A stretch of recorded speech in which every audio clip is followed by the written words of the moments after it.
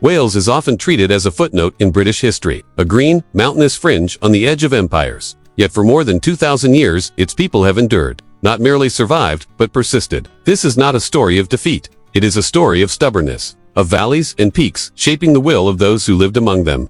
How did a small land, hemmed in by larger powers, resist being erased? The answer is not in battles alone, nor in kings or conquest. It lies in the choices of communities, in the rhythms of daily life, in the loyalty to place itself, and in the quiet, unyielding persistence of a people determined to endure. The land that would one day be called Wales was not always green hills and misted valleys. Long before cities, before kings, before the roads that now stitch the coast to the interior, it was a place carved by ice and water, a world still forming beneath retreating glaciers. The Ice Age left behind more than just stone and soil. It left an imprint on movement, on survival, on the rhythm of human life itself. The first people who entered this land were hunters, drawn not by maps or ambition, but by necessity. Herds of wild animals, the availability of fresh water, the shelter of caves carved into the mountains. They moved with the seasons, following the pulse of nature, the rise and fall of tides, the migration of deer and wild cattle. Survival was measured not in years, but in days. In the shadows of the mountains, caves became sanctuaries. They offered shelter from storms, from the cold that could linger long after the ice began to recede. But they were more than shelters. Sites like Pavlin Cave show evidence of ritual, of care and death, of awareness that life extended beyond the individual.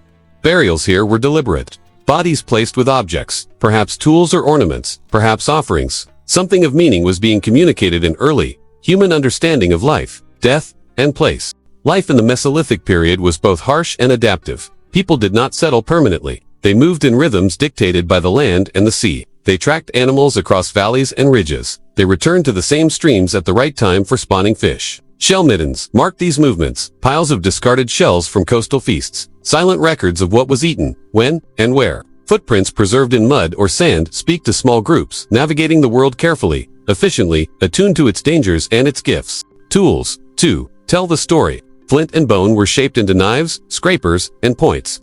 Each tool, a story of ingenuity, of problem-solving in the face of scarcity. The design of these implements was not arbitrary. It was born from repeated need, honed over generations. A knife that cut cleanly, a spear that flew true, could mean the difference between hunger and sustenance, life and death. The land itself dictated how these early communities survived. Valleys and rivers were both highways and barriers. Hills could hide game, but also conceal predators. The tides shaped coastal foraging, dictating when shellfish could be collected, when seals might be found resting.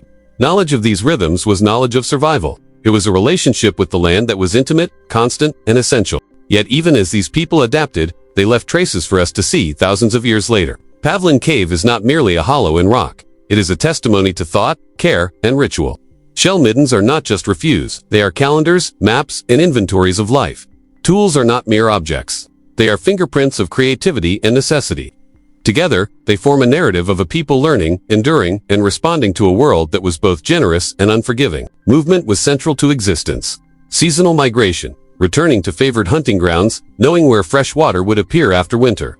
This mobility prevented overexploitation of resources, allowed for social cohesion in small bands, and kept knowledge alive. Each generation had to understand the land at a granular level, the contours of valleys, the behavior of rivers, the hiding places of animals. Knowledge was memory, and memory was survival. The coastal edges of Wales provided sustenance that complemented inland hunting. Shellfish, fish, and seabirds were not merely food. They were predictable resources that could be relied upon during harsher inland winters. Middens along the shore mark repeated visits across decades, a silent record of a rhythm between human and environment that would persist for centuries. At the same time, inland valleys offered shelter and resources that were unavailable on the coast. Deer, wild boar, and aurochs grazed these valleys, their presence determining where humans would set up temporary camps. The combination of highland and lowland, coast and inland, created a patchwork of survival strategies. Human adaptation was not a single approach but a tapestry of choices responding to shifting conditions. Ritual, too, hints at complexity. The care with which bodies were placed in caves suggests belief, perhaps in an afterlife, or at least in a continuing connection between the living and the dead. These actions reveal a society aware, not just of survival, but of meaning. Life and death were understood in context with place, community, and continuity. Even the smallest artifact, a carefully chipped flint, a decorated bone, carries a resonance beyond utility. It speaks to consciousness, to thoughtfulness, to the human need to leave a mark. The Mesolithic world was also one of scarcity. Winter could starve, drought could force movement, predators could claim the unwary, Every step required attention. Every meal required planning. Humans learned to read the landscape as a whole. The tracks of animals, the seasonal appearance of plants, the changes in tide and river. Survival was never guaranteed. It was always negotiated with the land itself. And yet, in these negotiations, a foundation was laid. The early inhabitants of Wales were shaping the land as much as it was shaping them. Paths were established. Repeated use of caves created familiarity, and knowledge was accumulated across generations. By learning the land, they began to create a culture, one rooted not in walls or cities, but in observation, adaptation, and endurance. Even footprints preserved in mud tell stories of connection and presence. They mark a human moment, frozen in time, a child following an adult, a hunter moving cautiously, a group traversing terrain with purpose. Each impression is both ephemeral and permanent, a bridge across millennia to the observers we have become. These first people faced a world that was immense, beautiful, and dangerous, yet they endured. They endured not by dominating the land, but by listening to it, understanding its rhythms, and shaping their lives in accordance with its patterns. It is a lesson in persistence, in adaptability, and in the quiet resilience that defines human survival across centuries. For all its challenges, this early period set a precedent. The relationship between humans and the land, the careful balancing of resources, the recognition of cycles, these would echo throughout history. They formed a base of knowledge and practice that allowed people to persist even as new pressures arrived. From climate shifts to the arrival of farming communities, the first people of Wales left no monuments in stone, no written records. Their legacy is subtler, encoded in the land itself, in the traces of life that endured, caves, middens, tools, footprints. It is a story of persistence, of adaptation, of human will meeting natural constraints. It is a reminder that even in a world without kingdoms, without borders, without cities, people can endure. This endurance carried a cost. Each generation faced the same uncertainties. Each movement held risk. Each winter threatened scarcity. Yet the land and its earliest inhabitants developed a rhythm that would echo for thousands of years. What was learned in these first centuries would shape all that followed, laying the foundation for settlements, for societies, for the long persistence of a people whose story was just beginning. The balance between survival and adaptation would continue to define life in this land. And as new challenges approached, the warming of the climate, the spread of forests, the arrival of new species and technologies, the first people had already left lessons in resilience, in timing, and in listening to the world around them. This was a people attuned to the land, but also to each other. Community mattered as much as hunting or gathering. Small bands relied on trust, on shared knowledge, on cooperation. The choices of one individual could ripple across a group, affecting survival in immediate and profound ways. Even silence carried meaning. When stalking game, when navigating rivers, when teaching the young how to read the signs of the world. By the time the Mesolithic era gave way to farming and permanent settlement, Wales had already witnessed thousands of years of human endurance. The first people had left their mark, not in monuments, but in understanding. They had learned to negotiate with a world both generous and unforgiving. They had learned to endure, to move, to observe, and to survive. And yet, the story was not complete. The land still held challenges. New climates, new neighbors, new technologies would arrive.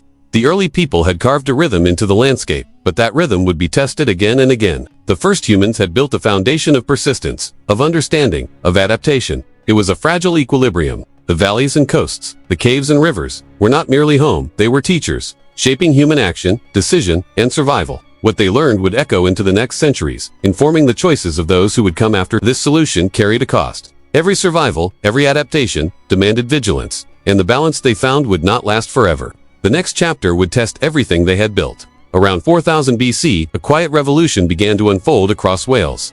The rhythms of hunting and gathering, of seasonal movement in temporary camps, began to shift. Farming arrived not suddenly, but gradually, like a tide moving over familiar terrain. People began to clear forests, not for conquest, but for sustenance.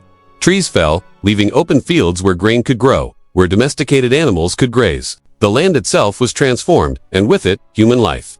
The arrival of agriculture was not just a change in diet, it demanded a new relationship with space and time. Villages emerged, small clusters of homes built near fertile soil and reliable water sources. The landscape became organized around human needs.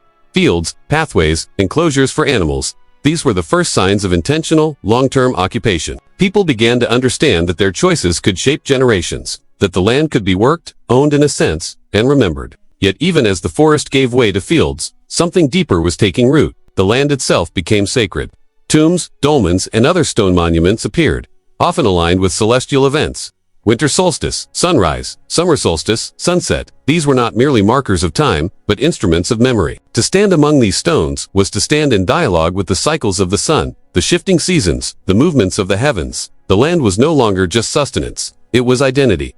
Monuments like dolmens were more than burial sites. They were statements, claims, and connections. Those who built them were asserting a continuity between past, present, and future. Stones were carefully selected, transported over distances that we can still scarcely imagine. Each placement required labor, planning, and purpose. These constructions were acts of reverence, of memory made material. Communities shaped the land, and the land, in turn, shaped their understanding of existence. Perhaps no symbol of this era is as famous as Stonehenge. Long before it became a national icon, it was a project of connection. Bluestones were transported from the Preseli Hills in Pembrokeshire to the plains of Wiltshire, a journey of nearly 150 miles. The effort required coordination, knowledge of terrain, and sheer human determination. Moving these stones was not for decoration. It was a statement of identity, of shared purpose, of ritual significance. The landscape was a conduit for memory, a stage for sacred action. Farming brought stability, but also vulnerability. Clearing forests made communities more permanent, but it also tied them to specific land. Crop failure could threaten survival, disease could spread faster in denser settlements, and conflicts over fertile areas became more consequential. With permanence came responsibility. People now had to manage not only daily survival, but the cycles of planting and harvest, of animal care, and of communal cooperation. The landscape demanded attention, and attention shaped culture. These villages were small, yet their inhabitants were deeply connected to the world around them. Watercourses provided more than drinking water. They were highways for movement and trade. Paths through forests linked settlements, enabling exchange of goods, ideas, and ritual knowledge. The mountains and rivers remained challenges, but they were also markers, points of reference in a land increasingly inhabited by people who understood its nuances. Sacred landscapes also created social cohesion. Stones, tombs, and ceremonial spaces were shared experiences. They were places where individuals, families, and larger groups could encounter the past and the divine simultaneously. These spaces taught lessons, marked transitions, and provided continuity in a changing world. Human action and natural cycles became entwined, forming patterns that would last for generations. Transporting the bluestones to Stonehenge was an extraordinary feat. It demanded a sophisticated understanding of geography and engineering. Stones were moved over rivers, dragged across hills, floated on rafts, and positioned with precision. Each step was deliberate, guided by knowledge accumulated over decades. The journey itself became a ritual, a demonstration of collective will, endurance, and vision. The effort connected communities across distances, binding them through shared labor and purpose. The placement of these stones was deliberate, aligned with the movements of the sun and moon. Winter solstice, sunrise, illuminated the center of the circle. Summer solstice, sunset, marked another point of significance. This was a form of knowledge encoded in stone, a dialogue with the cosmos. The landscape became a calendar, a guide, a sacred map. People learned to read the earth and sky together, connecting seasonal labor, spiritual practice, and collective memory. Agriculture also altered the economy of life. Domesticated animals provided meat, milk, and hides. While crops offered more predictable sustenance than hunting alone, communities could store surplus, trade resources, and plan for the future. This predictability enabled social experimentation. Villages grew, networks formed, and the foundations of hierarchy emerged. Yet these structures remained fragile, dependent on careful management of both natural and human resources. Even as humans reshaped the land, they were acutely aware of its limits. Clearing too much forest could expose soil to erosion. Overgrazing could reduce fertility. Seasonal cycles continued to dictate what could be done and when. The sacred and the practical were intertwined. Respect for the land was necessary, not only spiritually, but for survival itself. Monuments, rituals, and ceremonies were embedded within this pragmatic awareness. The sacred reinforced the sustainable. Community life was rhythmically attuned to the earth. Planting and harvest dictated the flow of labor. Rituals marked life stages, seasonal transitions, and communal achievements. Knowledge of the land was encoded in song, story, and practice. Children learned not only how to cultivate fields, but how to understand the movements of the sun, the cycles of the moon, and the behavior of animals. Knowledge was survival. Memory was survival. Stone and earth became repositories of memory. Tombs held the dead, but also held the story of those who lived. Dolmens and standing stones served as landmarks, orientation points in the landscape, and symbols of permanence. Even as generations passed, these markers linked people to ancestors, to land, and to each other. The landscape itself was teaching, reminding, and asserting identity. Agriculture also demanded innovation. Tools became more specialized. Sickles for harvesting grain, grinding stones for processing, enclosures for managing livestock. These adaptations reflect a deepening understanding of both the environment and human labor. Knowledge accumulated over decades became cultural inheritance, a shared memory embedded in daily practice. Movement of materials, such as the bluestones, illustrates early networks of connection. Communities collaborated across distances, sharing labor, knowledge, and ritual responsibility. These exchanges created bonds that extended beyond local villages. The land was a medium of connection, linking people both materially and symbolically. The sacred and the mundane were inseparable. Fields required careful tending. Monuments demanded effort and precision. Ritual required observation of the heavens. Agriculture and religion, labor and ceremony, survival and memory, they were all facets of the same lived experience.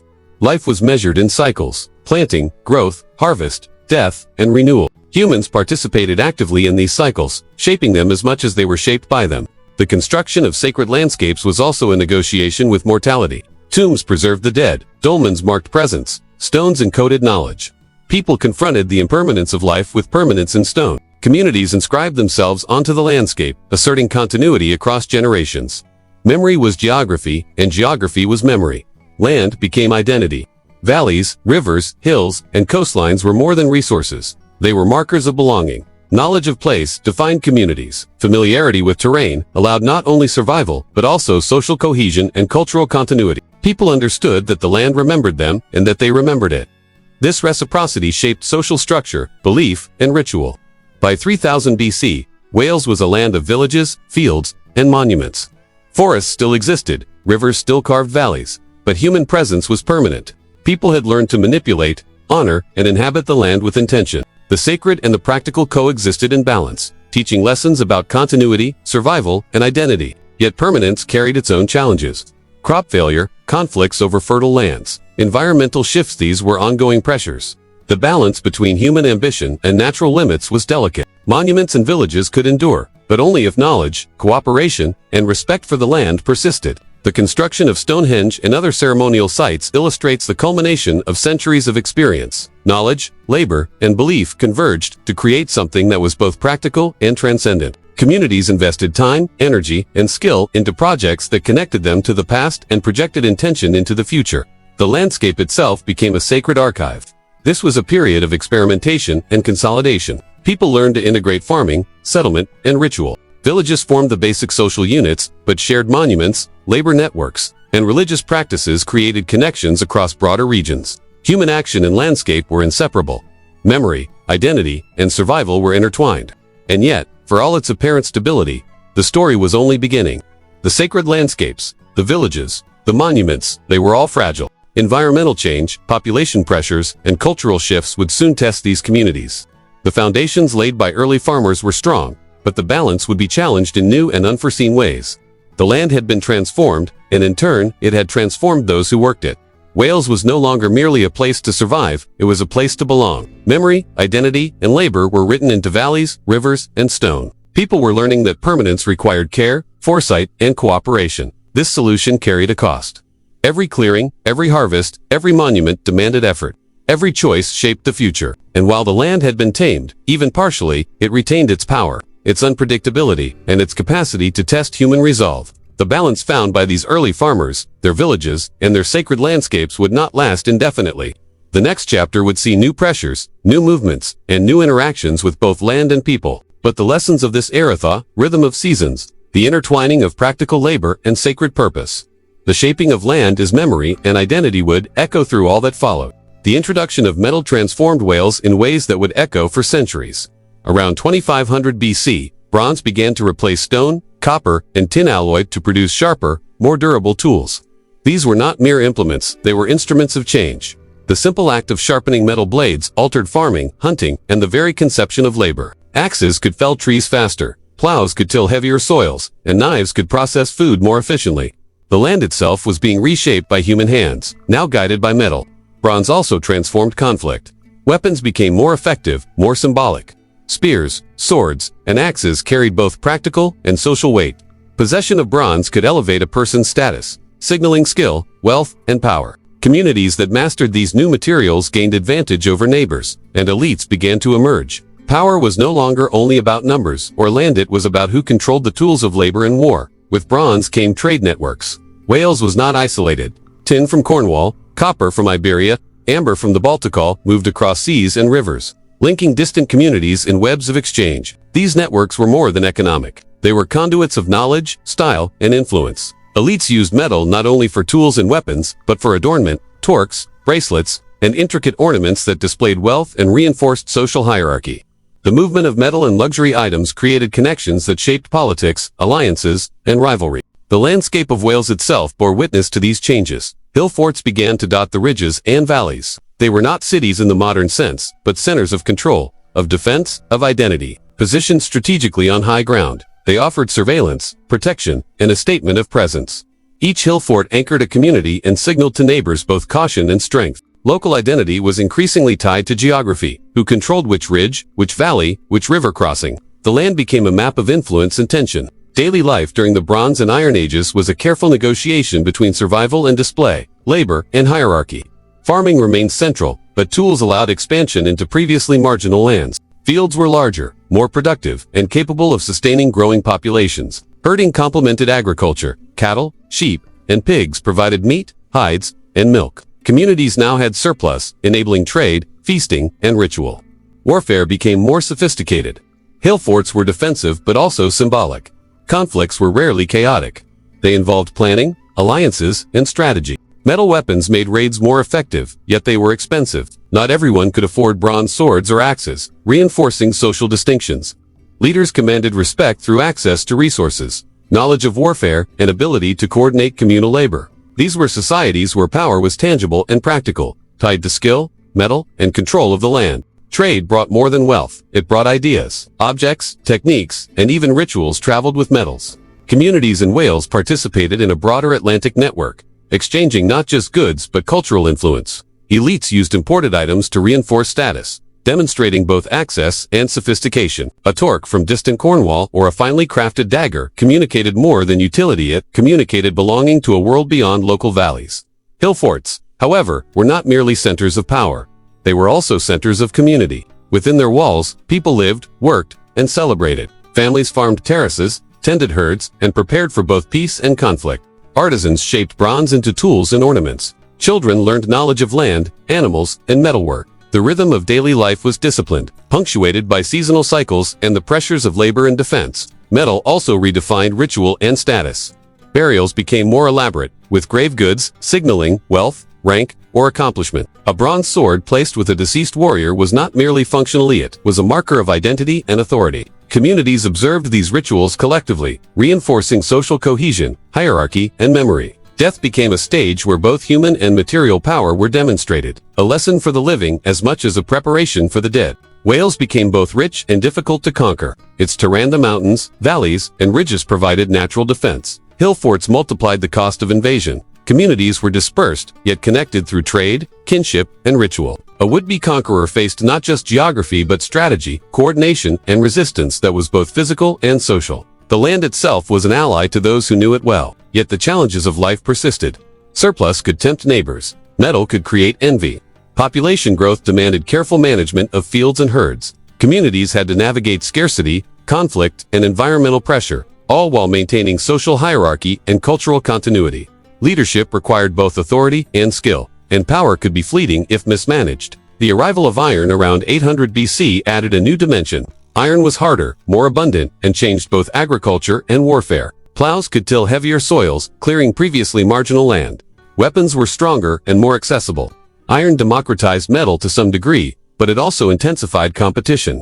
Those who mastered iron technology could expand influence, reshape landscapes, and assert dominance. Elites still existed, but knowledge and skill became as important as inheritance. Hill forts evolved to meet new demands. Walls were strengthened, entrances controlled, and communities reorganized. These sites were not just refuges. They were statements of permanence, symbols of local authority, and nodes and networks of communication and defense. From these heights, leaders could observe, coordinate, and assert control over territory. Geography and social structure were inseparable. Daily life remained labor-intensive. Farming required coordination and planning. Herding demanded knowledge of pastures and seasons. Metal tools eased labor but also created expectations. Communities needed to maintain terraces, clear new land, repair defenses, and craft implements. Work and ritual were entwined. Festivals and feasts punctuated labor cycles, reinforcing social cohesion and shared identity. Warfare was an ever-present concern. but it was controlled and calculated. Raids, skirmishes, and defensive campaigns were part of maintaining resources and authority.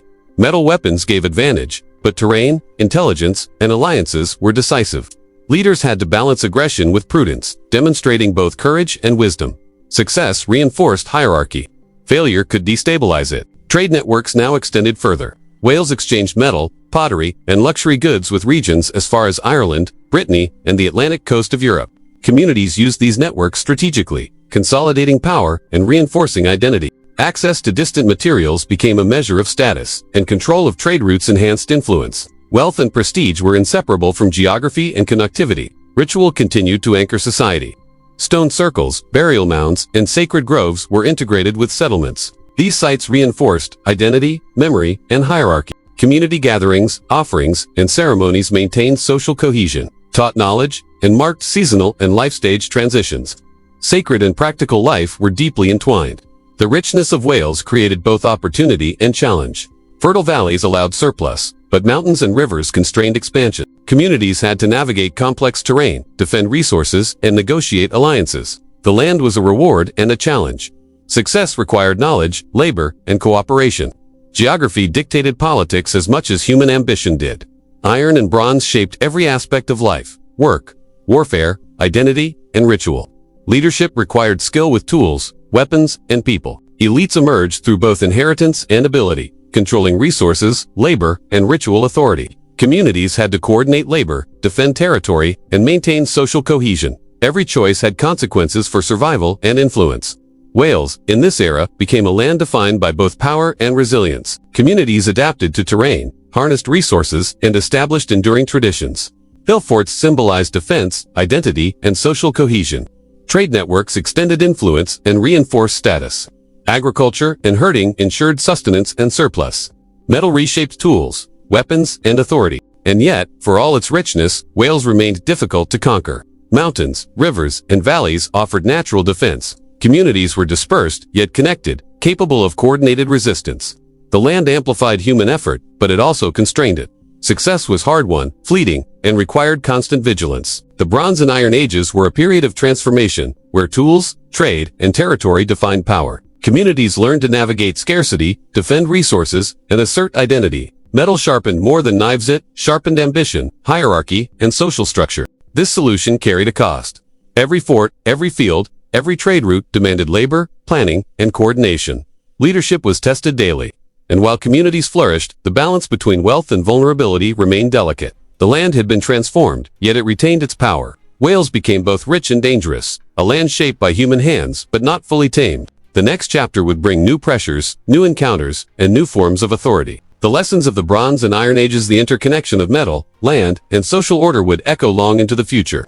The first communities to master bronze and iron had learned that power was practical, rooted in knowledge, labor, and geography. Wales was no longer simply a land to survive in. It was a land to strategize, to defend, to claim, and to remember. And yet, the story of human ambition was far from complete. The Romans arrived in Britain in 43 AD, sweeping across the southeast with discipline, engineering, and military might. For much of southern Britain, conquest was swift. But Wales proved a different challenge. Its mountains were dense and jagged, its valleys narrow and steep, its rivers fast and unpredictable. The land itself resisted control. The Romans could march, build, and fight, but Wales was never fully tamed. Here, the landscape dictated strategy, constrained logistics, and shaped human ambition. Roman historians noted the difficulty. Tribes such as the Silures and Ordovices were not easily subdued.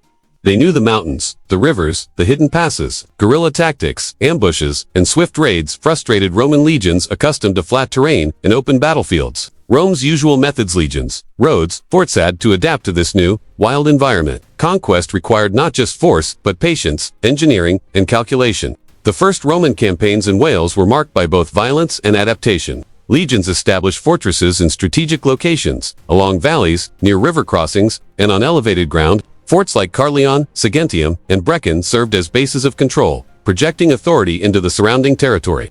They housed garrisons, stored supplies, and acted as nodes for communication. The placement of these forts reflected careful planning, a practical understanding of terrain that was both defensive and offensive. Roads followed. Roman engineers carved routes through valleys, along ridges, and over rivers, linking forts and enabling rapid movement of troops. These roads were arteries of empire, enabling control, trade, and supply. Yet even with roads, the Romans never fully occupied the highlands. The upland communities remained semi-autonomous, using terrain as a shield and home as a fortress. Geography, more than resistance, limited Roman power.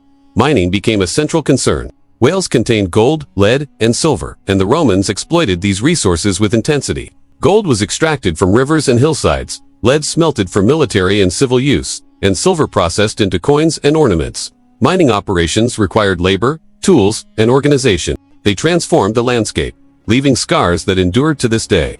For the Romans, resources were a measure of value, but extraction was difficult, costly, and often dangerous. The mountains provided wealth, but at a price. Roman culture left its mark, but largely within forts and towns.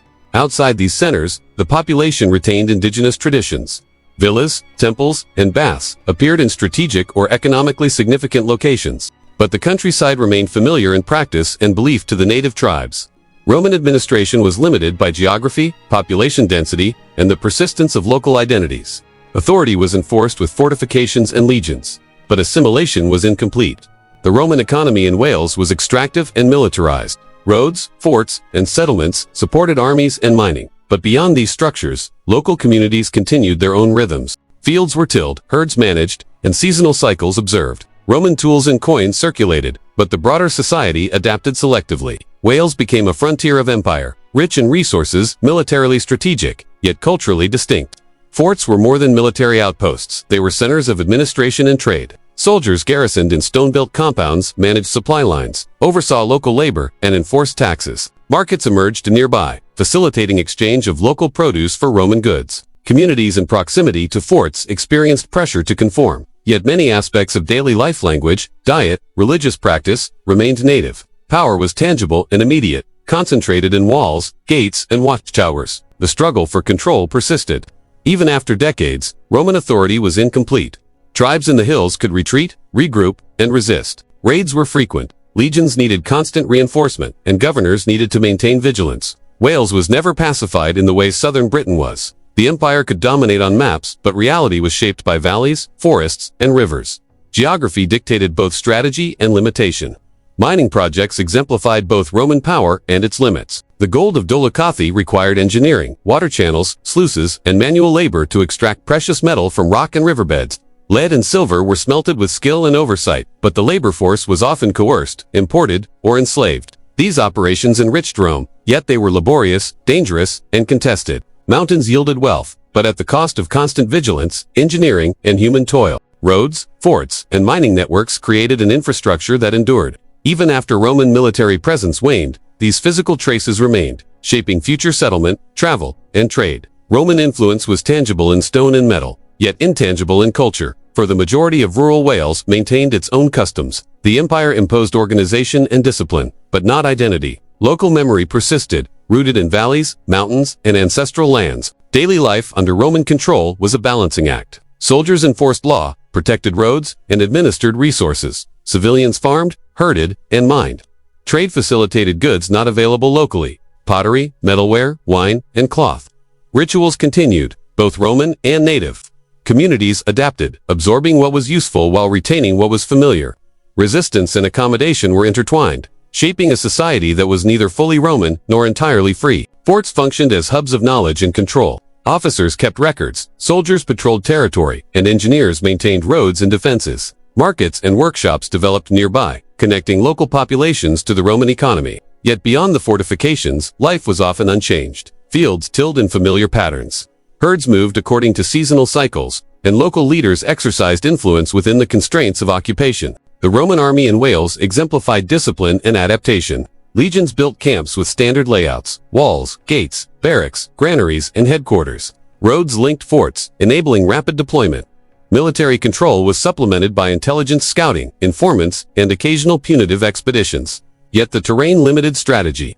Steep valleys, fast rivers, and dense forests allowed indigenous populations to evade control. Rome could project power, but the mountains resisted domination. Mining operations were central to both economy and imperial strategy. Dolichothi's gold veins were worked with hydraulic mining, levers, and sluices. Lead and silver were similarly extracted from mountainsides and valleys. These metals were valuable for coinage, military equipment, and trade. Yet extraction required labor, infrastructure, and ongoing protection. Mines became focal points of Roman control, but also of local unrest. The landscape demanded innovation and endurance. Roman influence on culture remained concentrated.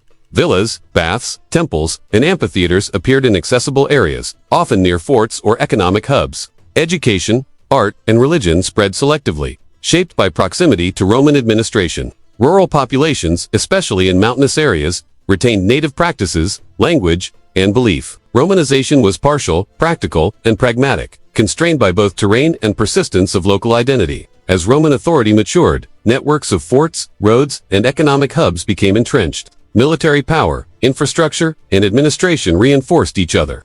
Yet Wales remained a frontier, rich in resources, strategically valuable, and difficult to control. Native populations, familiar with terrain and skilled in mobility, ensured that conquest was never total. Authority was visible in stone, metal, and roadways, but lived experience remained local. Roman decline began in the 4th century. Military pressures elsewhere, economic strain, and administrative challenges led to the gradual withdrawal of legions. Roads and forts endured, but authority waned. Mining continued sporadically, trade networks faltered, and the cultural imprint of Rome diminished outside military and urban centers.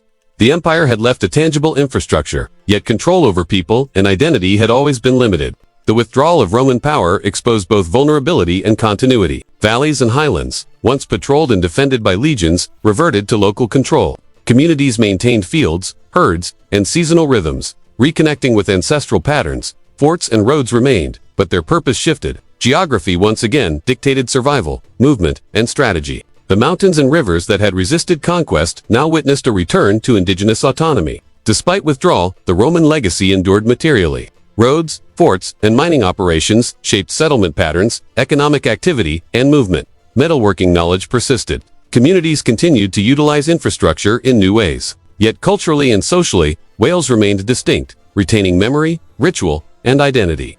The land itself mediated the influence of an empire, limiting its reach while preserving its trace. Daily life after Rome reflected both continuity and change. Fields continued to be farmed, herds tended, and settlements maintained. Forts may have been abandoned or repurposed. Trade adapted to new networks, often localized. Communities drew on both indigenous knowledge and Roman techniques, blending old and new. Memory, identity, and survival remained grounded in valleys, rivers, and hills. By 400 AD, the Roman imprint had faded in terms of control. Yet infrastructure, metalworking skills, and some urban patterns endured. Wales had experienced conquest, economic integration, and cultural pressure. It had resisted full assimilation, preserving local identity while accommodating useful innovations. Mountains, rivers, and valleys had dictated the terms of imperial engagement, shaping both strategy and outcome. The Romans had altered the landscape, but they had not erased its people. Forts and roads became tools of control, mines became engines of extraction, and military discipline imposed order. Yet beyond these structures, the land remained familiar, resilient, and resistant. Native communities persisted, drawing on memory, experience, and geography. Wales was richer, more connected, yet unchanged in its essential character. This solution carried a cost. Roman conquest brought wealth, roads, and military infrastructure, but also labor, extraction, and intermittent violence. Authority was imposed, but always limited by terrain and local knowledge. Control could be projected, but never fully secured. When Rome receded, Wales retained both the gains and the scars of occupation. The balance of power in Wales had shifted, but the land remained its own arbiter. Mountains, valleys, and rivers continued to shape human action. Communities endured, adapted, and reclaimed autonomy. The lessons of Roman conquests both in engineering and administration would be absorbed selectively. Wales emerged from the Roman era with infrastructure, metals, and roads, yet with its culture and identity largely intact.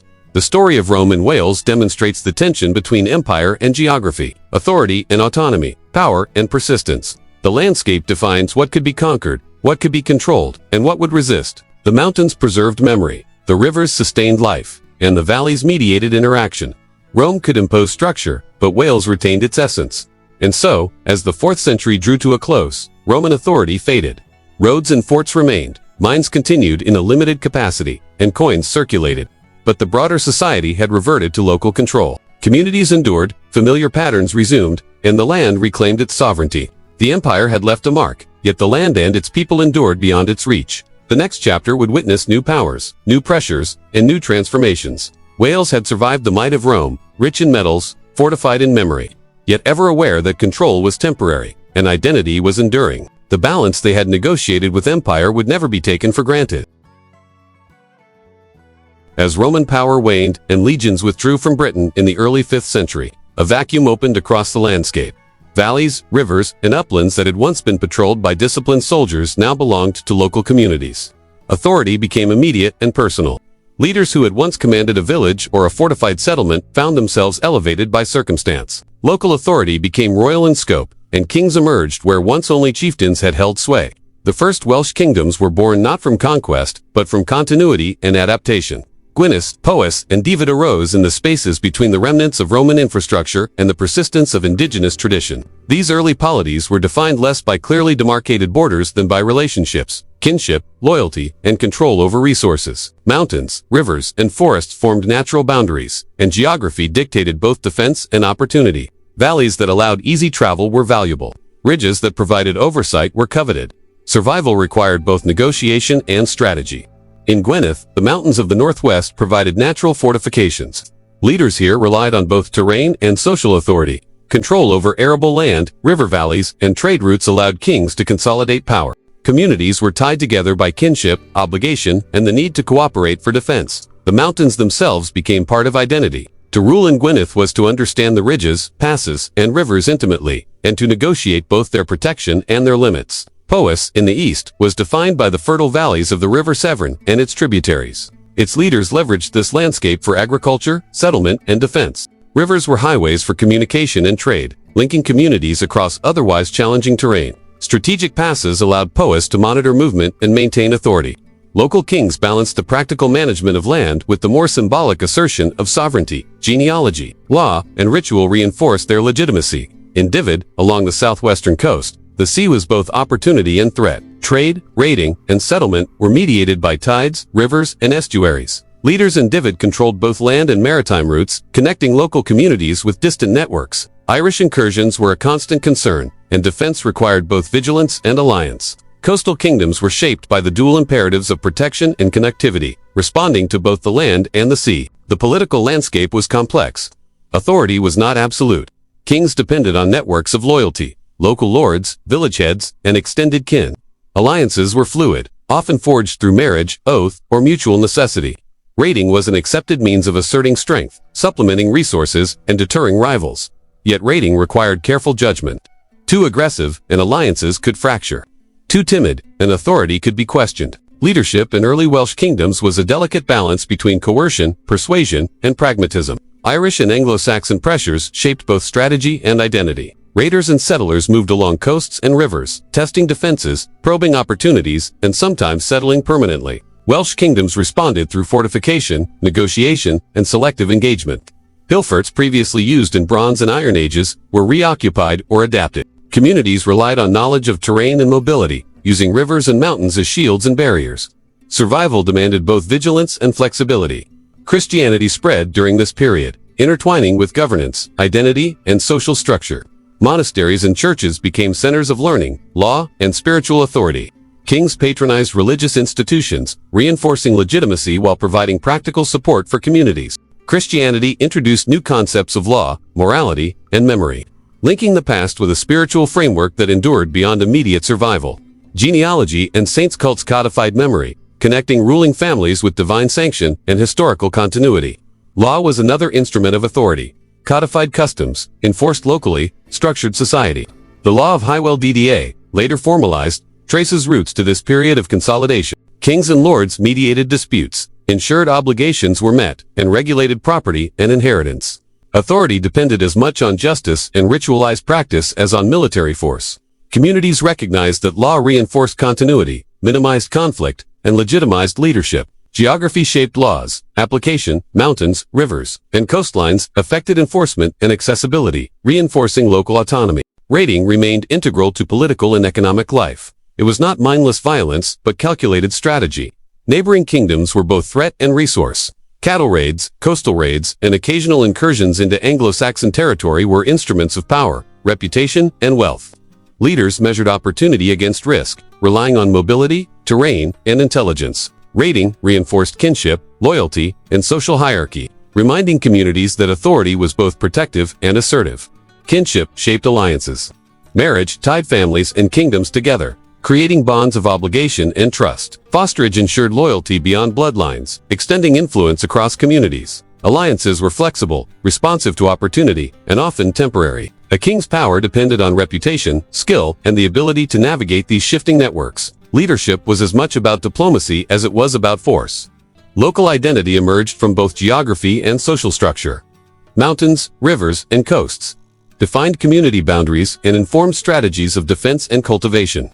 Daily life remained rooted in land management. Fields were tilled, herds tended, and seasonal cycles observed. Leaders coordinated labor, oversaw ritual, and managed disputes. Authority was grounded in practical action as much as symbolic power. Memory, ancestry, and land were intertwined. The birth of Welsh kingdoms was not uniform. Gwynedd, Powys, and Dyfed each developed distinct strategies, shaped by terrain, external pressures, and internal dynamics. Northern mountains favored defense and cohesion. Eastern valleys emphasized agriculture and communication. Coastal regions balanced trade, raiding, and maritime vigilance. Local conditions dictated political culture, social hierarchy, and economic strategy. Geography was both constraint and opportunity. Christianity introduced new layers of identity and cohesion. Monasteries became centers of literacy, preserving genealogies and legal texts. Saints, cults, linked communities to sacred narratives, reinforcing authority and social memory. Leaders patronized these institutions, strengthening legitimacy and connecting temporal rule with spiritual sanction. Religion mediated continuity in a world of shifting alliances, raids, and external threats. Forts and defended sites remained critical. Hill forts were reused, new enclosures built, and settlements positioned strategically. Defense relied on both elevation and knowledge of terrain. Communities leveraged natural features, rivers, and forests to create layered defenses. These sites were both practical and symbolic, asserting presence, projecting authority, and protecting resources. Mining and trade remained important in localized contexts. Metals were used for tools, weapons, and ornamentation. Exchange networks connected Welsh kingdoms with Ireland, England, and beyond. Wealth enabled displays of power, supported ritual, and reinforced status. Kings balanced accumulation with redistribution, ensuring loyalty, survival, and social cohesion. Economic activity was inseparable from geography and politics. Warfare, raiding, and diplomacy were constant. Conflict was regulated, strategic, and socially embedded. Leaders navigated disputes, negotiated alliances, and conducted campaigns with awareness of terrain, logistics, and population distribution. Mountains and rivers shaped strategy, while kinship, oath, and ritual shaped loyalty.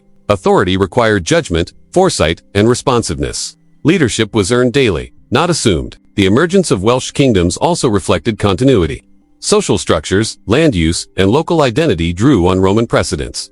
Iron Age organization and indigenous memory. Infrastructure, settlement patterns, and knowledge of terrain persisted, creating stability amidst change. Kingship was a culmination of accumulated practice, strategic, social, and cultural. Authority was both practical and symbolic. Memory and genealogy became tools of legitimacy. Lineages recorded in manuscripts, oral histories, and church networks reinforced claims to power. Connection to ancestors and sacred sites validated authority, guided succession, and linked temporal rule to enduring narrative. Kingship was inseparable from memory. Who ruled? How they ruled? And why they ruled? And why they ruled were questions answered through both record and ritual. Communities adapted. Seasonal labor, farming, herding, and craft continued alongside warfare and ritual. Villages depended on cooperation, kinship, and leadership for survival. Trade and exchange allowed resource redistribution, while alliances extended influence. Social cohesion relied on overlapping networks of loyalty, obligation, and shared memory. Geography mediated all interactions: movement, defense, cultivation, and communication. By the 6th century, the foundations of Welsh kingdoms were established. Gwynedd, Powys, and Dyfed were political and cultural units, each responding to both internal dynamics and external pressures. Leaders navigated raiding, alliances, and religious influence. Authority was exercised through law, ritual, military capacity, and economic control. Communities retained autonomy while participating in broader structures of power. The consolidation of kingdoms transformed social and political life. Authority became more centralized, yet responsive to local conditions. Fortified sites, ritual spaces, and settlements reflected hierarchy and defense. Kinship, marriage, and fosterage created flexible alliances. Law, Christianity, and genealogical memory provided legitimacy and continuity. Warfare and raiding mediated power and reputation. Geography defined opportunity, constraint, and strategy. Wales became a land of dynamic kingdoms, resilient and adaptive. Leaders managed both daily survival and broader political objectives. Communities navigated both external threats and internal obligations. Mountains, rivers, and coasts shaped identity, strategy, and memory. Authority was rooted in geography, economy, law, and ritual. Local kingship was a negotiation with land, community, and history itself. This solution carried a cost. Leadership required vigilance, judgment, and diplomacy. Raiding risked retaliation, alliances could fracture, and succession created tension. Authority was earned and maintained, never assumed. Geography both enabled and constrained power. The balance of kingdoms was delicate, negotiated through labor, loyalty, and strategic insight. The birth of Welsh kingdoms established a pattern that would endure for centuries. Authority was local but networked, practical but symbolic, temporal but rooted in memory. Wales emerged from the post-Roman world not as a fragmented periphery, but as a land of resilient, adaptive polities. Mountains, valleys, and coasts shaped history, while kinship, law, and ritual shaped society. The next chapter would see these kingdoms tested by new pressures: Anglo-Saxon expansion, Viking raids, and internal disputes. The systems of power established Hirtha integration of land. Kinship, law, and ritual would determine which communities endured and which fell. Wales had survived Roman withdrawal, negotiated the birth of kings, and defined identity through land and lineage. The future would demand both continuity and innovation. The early 8th century brought a new kind of threat to Wales, one that arrived from the sea. The Vikings, driven by opportunity, ambition, and skill in navigation, moved with speed and ruthlessness along the coasts and rivers of Britain. For centuries, the sea had been a route for trade, migration, and communication. Now, it became a corridor for violence. Monasteries, coastal settlements, and riverine communities found themselves exposed to sudden, devastating raids. Wales, with its indented coastline and navigable rivers, became a target, its shores both vulnerable and valuable. The first attacks were swift and terrifying. Monastic communities, repositories of wealth, literacy, and sacred objects, were raided. Churches were burned, relics carried away, and lives lost. These were not isolated incidents but repeated campaigns. Coastal communities learned quickly. Vigilance and preparation were essential. Watchposts, fortified enclosures, and rapid communication became critical for survival. The sea was no longer just a source of sustenance or trade. It was a vector of danger, a constant reminder of vulnerability. Yet the Viking presence was not merely destructive. Trade and raiding were intertwined. Silver and other portable wealth moved along maritime routes, enriching some communities while exposing others to attack. Harbors became hubs for both commerce and defense. Coastal settlements adapted to dual imperatives. They needed to profit from maritime networks while defending against the same forces that brought opportunity. Strategy became layered, practical, and constantly evolving. Silver hoards discovered across Wales reflect this duality. Coins, ornaments, and ingots were buried in times of uncertainty, often never recovered. They testify to the wealth flowing through coastal and riverine communities, and to the anxieties that accompanied it. Each hoard is a frozen moment in time, a record of both prosperity and fear. They illustrate how material culture was intertwined with strategy, survival, and social memory. Harbor towns expanded in response to both commerce and threat. Communities clustered near estuaries and river mouths, controlling access and facilitating trade. Ships brought goods from Ireland, Scandinavia, and beyond, creating networks of exchange that were both lucrative and perilous. Coastal towns required defense. Palisades, ditches, and watchtowers became common. Life was a constant negotiation between opportunity and risk, between profit and security. Geography dictated settlement patterns and social organization. Stronger kings were needed to organize these defenses. Individual villages or isolated lords could not withstand sustained maritime assault. Leadership became regional, coordinated, and responsive. Kings had to mobilize manpower, maintain fortifications, and coordinate surveillance. Authority was exercised not only through kinship and ritual, but through practical command of land, sea, and human resources. The power of a king was tested by his ability to protect communities and sustain networks of allegiance. Viking raids prompted innovation in both defense and strategy. Coastal watch systems were established, signaling impending danger through fire or horn. Ships capable of countering Viking longboats were constructed. Communities trained in rapid response, coordinated with neighbors, and established fallback positions inland. Warfare was no longer seasonal or occasional. It was constant, mobile, and strategic. Leadership required foresight and decisiveness. Trade continued alongside violence, creating a paradoxical economy. Merchants navigated risk, using knowledge of tides, rivers, and estuaries to move goods safely. Silver, textiles, and foodstuffs circulated, creating wealth for both coastal and inland communities. Markets adapted to the reality of maritime threat, incorporating surveillance, armed escorts, and selective engagement with foreign traders. The sea was both conduit and challenge, shaping daily life and strategic planning. Monasteries, previously centers of spiritual and cultural authority, adapted to this new era. Some were fortified or relocated. Others maintained vigilance and negotiated tribute with maritime raiders. Religious life continued, but under a shadow of insecurity. Books, relics, and treasure were protected or concealed. Monastic communities became active participants in the broader defense network, contributing knowledge, labor, and resources to collective security. Spiritual authority and practical action were inseparable. Silver hoards reveal the interconnectedness of economy and threat. Coins from distant lands were buried, often in hidden or secure locations. They represent trade, wealth, and risk management. Communities accumulated resources for both prosperity and survival.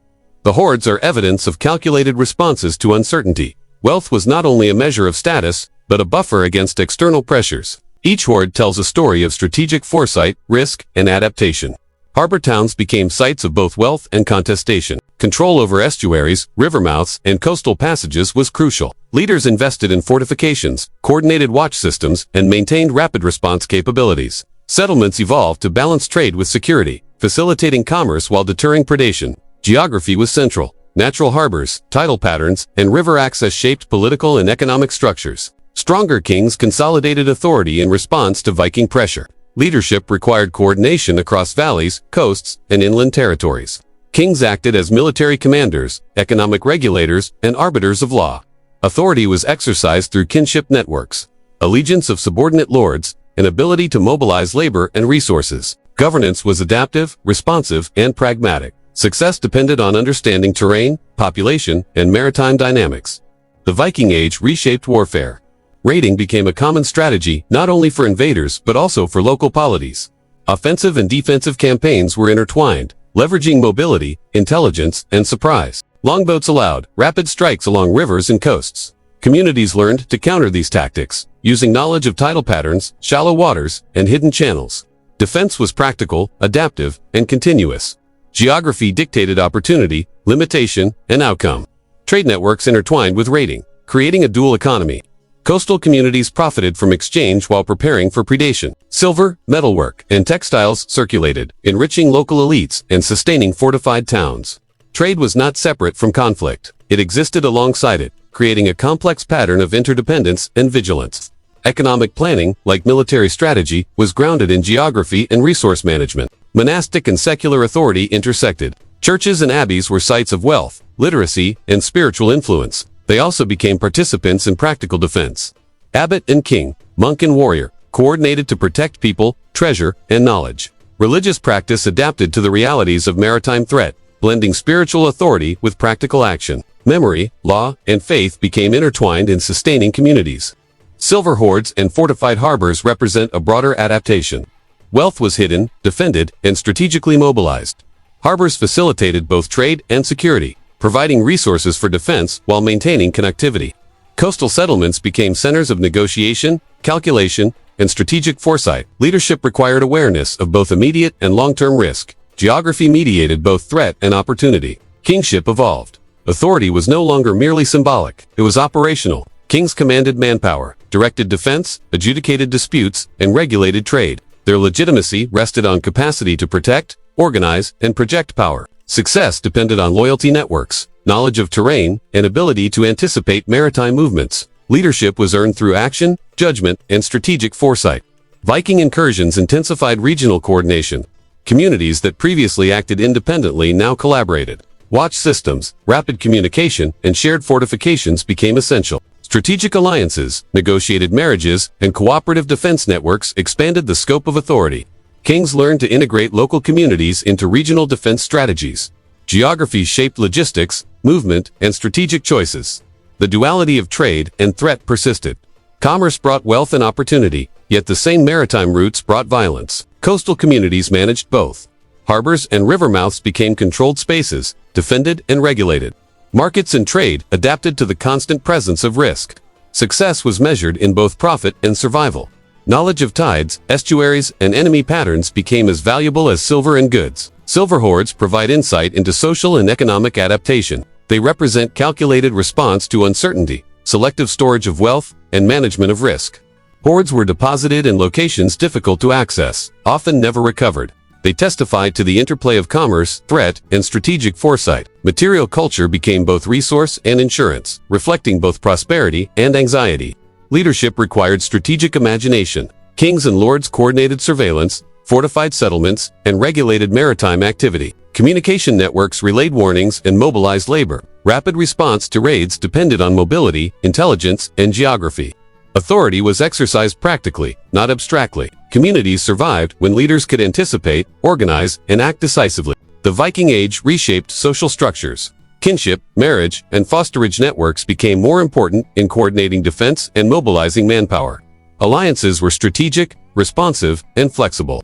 Conflict management required negotiation, intelligence, and practical foresight. Warfare, trade, and diplomacy were inseparable. Leadership was as much about planning and coordination as it was about combat. Geography remained central to survival. Mountains, rivers, and estuaries shaped strategy, settlement, and mobility. Valleys provided refuge and farmland. Coasts offered trade and threat. Rivers connected inland and maritime networks. Communities leveraged terrain for defense, trade, and strategic advantage. Success depended on understanding, adapting to, and negotiating the land and sea. Kings strengthened authority through law, ritual, and practical leadership. Disputes were mediated, obligations enforced, and loyalty maintained. Authority rested on capacity to protect communities, organize resources, and sustain networks of allegiance. Leadership was active, responsive, and contingent. Kingship was a negotiation with both people and landscape.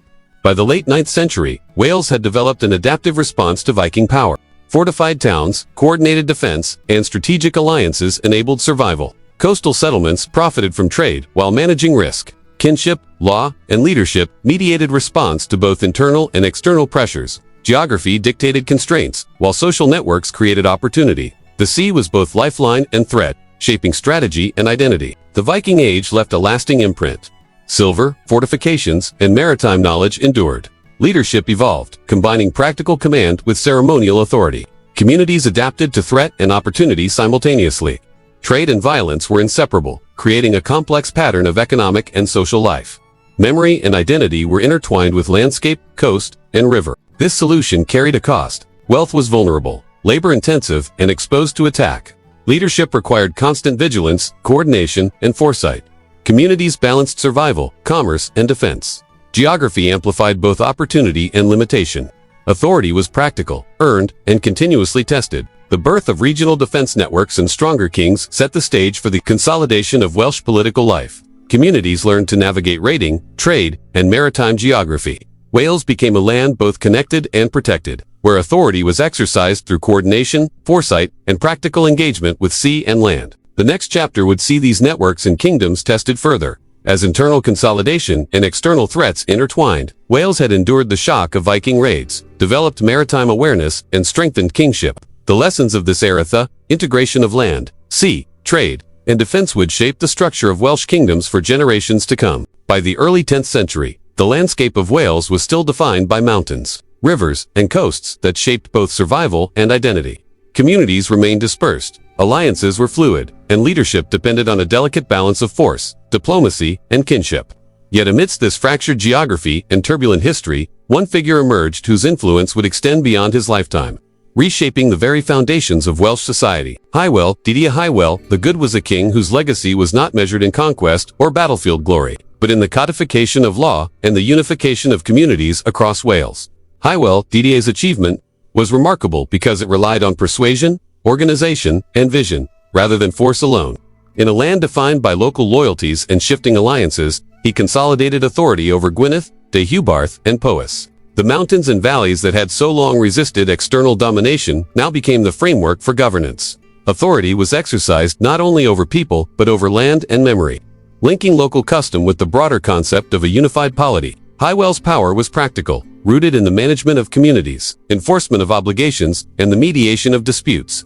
Central to Hywel's legacy was the writing of Welsh law. Unlike earlier oral traditions that varied by region, his codification created a coherent legal framework applied across the territories he controlled. These laws were remarkable for their clarity, practicality, and attention to social equilibrium. They emphasized compensation over revenge, promoting stability and minimizing cycles of violence that had long plagued communities. Blood feuds, while still a reality, could now be resolved through structured legal processes. Justice became systematic rather than arbitrary, and the law became a tool for cohesion rather than mere enforcement. Compensation was central to the ethos of Welsh DDA's code. Injury, theft, or loss was quantified in tangible terms, creating a system of restitution. The principle was simple yet profound. Society functioned better when wrongs could be resolved without escalating violence. Families received payment, communities observed fairness, and leaders maintained authority by ensuring that justice was predictable and enforceable. Geography influenced the practical application of law. Valleys, rivers, and mountain passes dictated jurisdiction,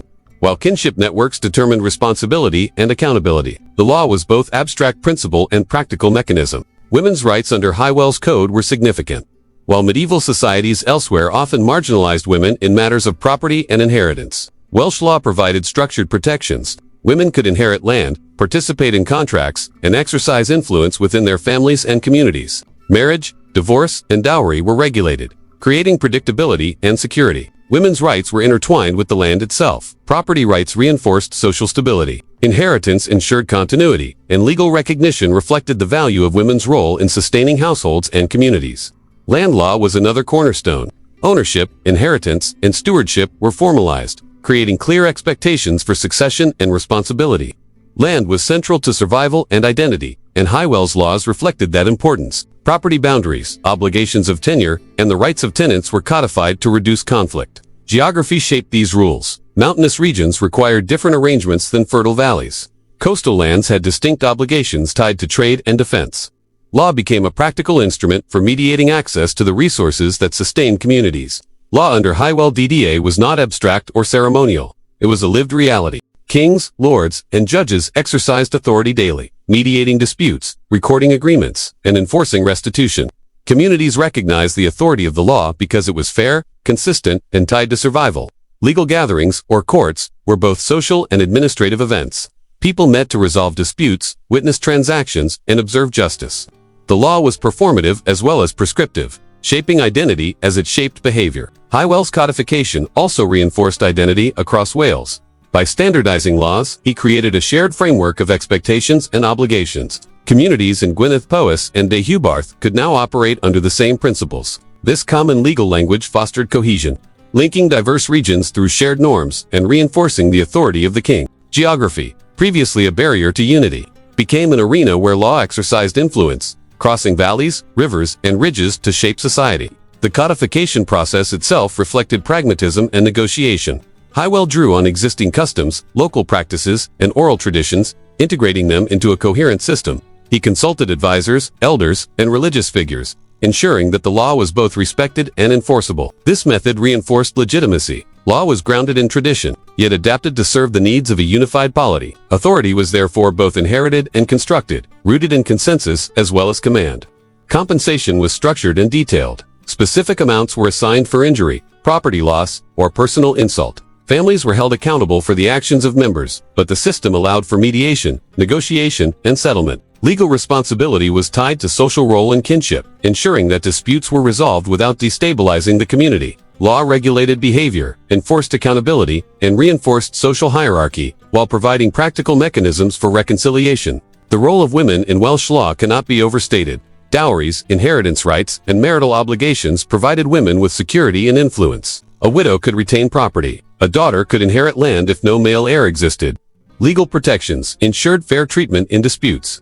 This recognition of women's rights was both practical and symbolic. Property and household management were central to survival, and legal acknowledgement reinforced social stability. Women's rights were an integral aspect of law's identity. Law also structured succession and political continuity. Kingship and lordship were linked to legal recognition, not merely conquest. Leaders were expected to enforce law, mediate disputes, and uphold obligations. Authority was inseparable from justice. A king who failed to enforce law risked both legitimacy and loyalty. Geography, kinship, and economic resources influenced enforcement, creating localized variations within a unified framework. Authority was practical, contingent, and reinforced by social norms. Ritual, custom, and law intersected. Courts were ceremonial as well as functional, marking significant gatherings of community, elite, and ruler. Witnesses, oaths, and public deliberation reinforced both memory and legitimacy. Legal decisions were recorded orally and, later, in manuscripts, preserving precedent and guiding future generations. Law was a living institution, shaping behavior while embedding cultural memory. Welsh laws had practical applications in everyday life. Agricultural obligations, property boundaries, and social duties were regulated, reducing disputes and fostering cooperation. Trade, marriage, and kinship were structured within legal frameworks. Communities operated more predictably, allowing for coordination of labor, defense, and resource management. Law was inseparable from the practicalities of survival and governance. The codification of Welsh law under HywelDda created a sense of shared identity.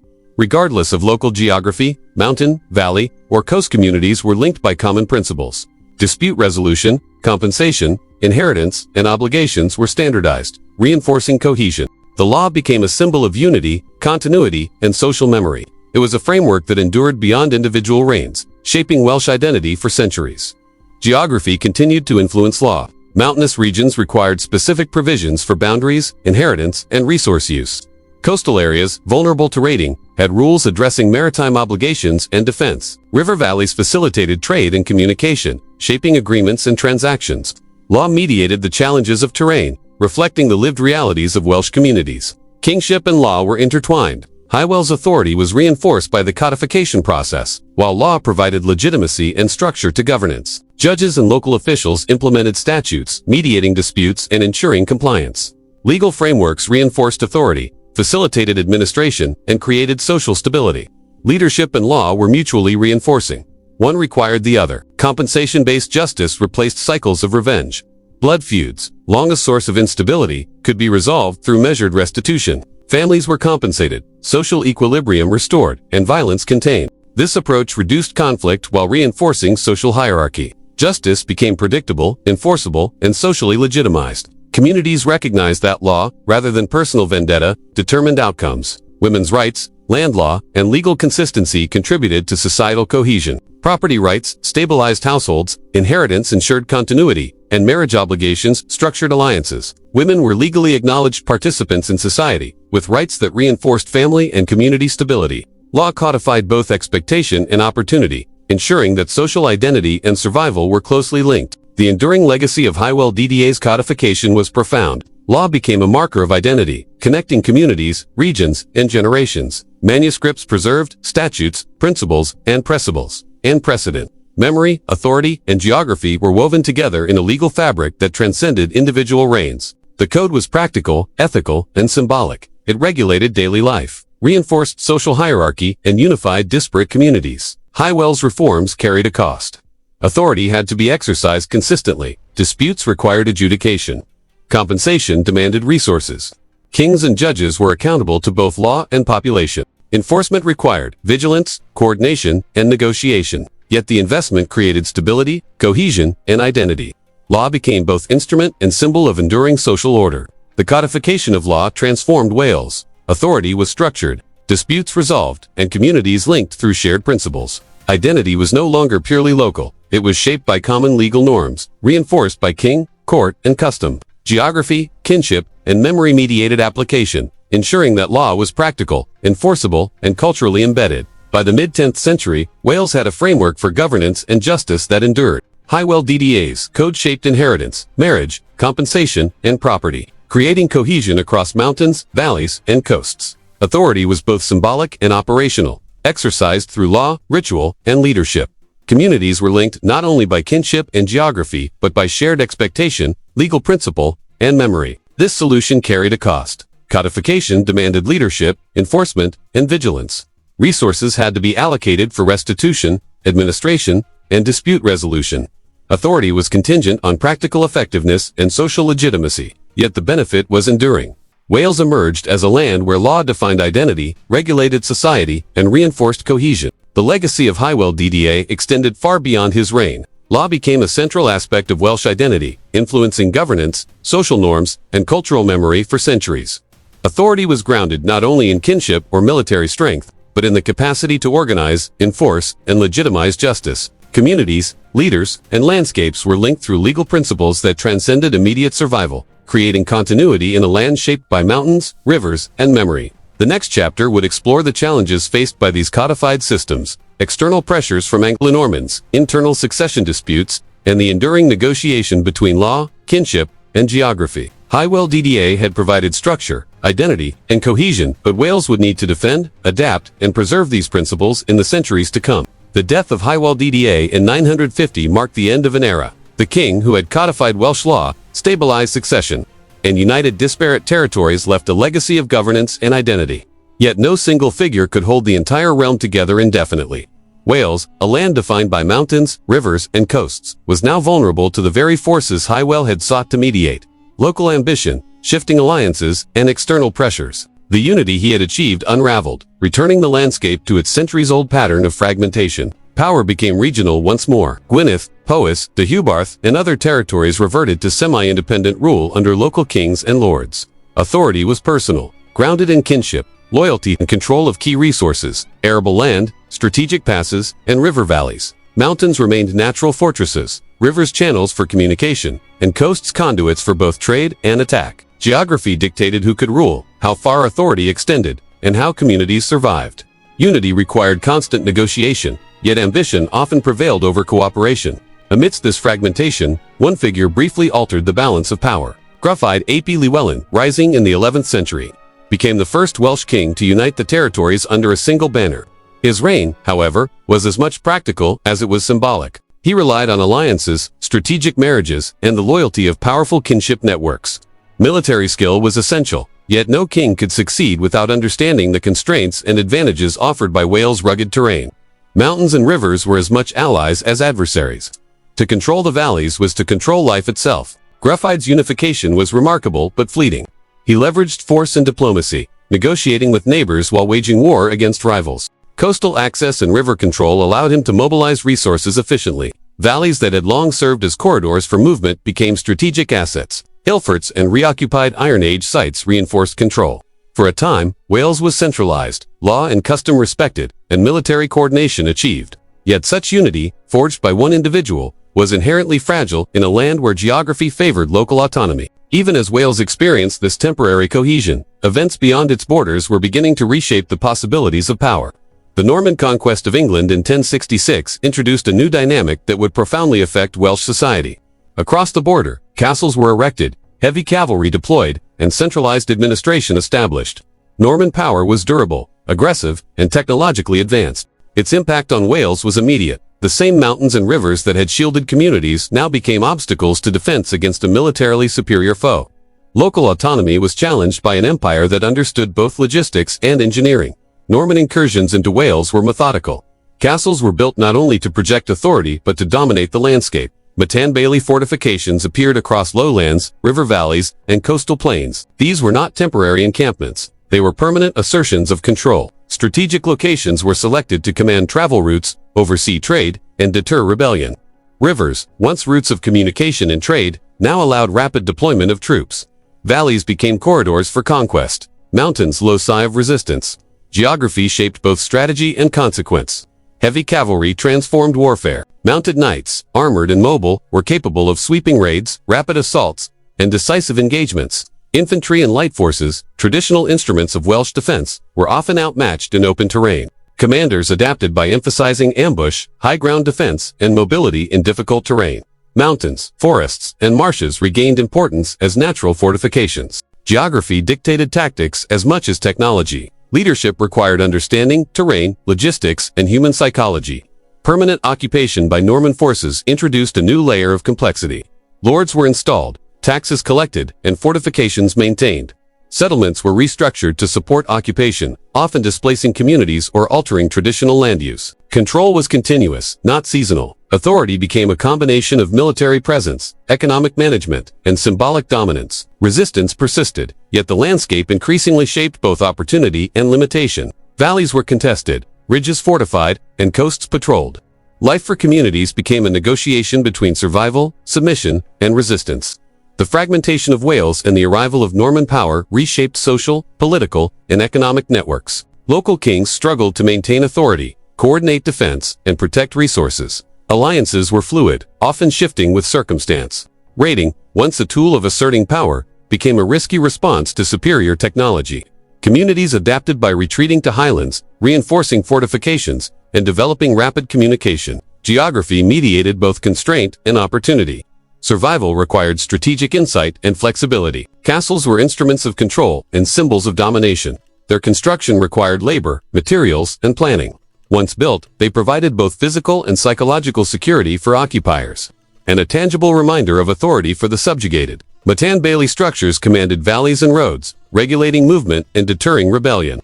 These fortifications were centers of administration, supply storage, and military coordination. The Norman approach contrasted sharply with the decentralized, kinship-based governance traditional in Wales. Geography amplified the power of castles, turning natural choke points into instruments of occupation.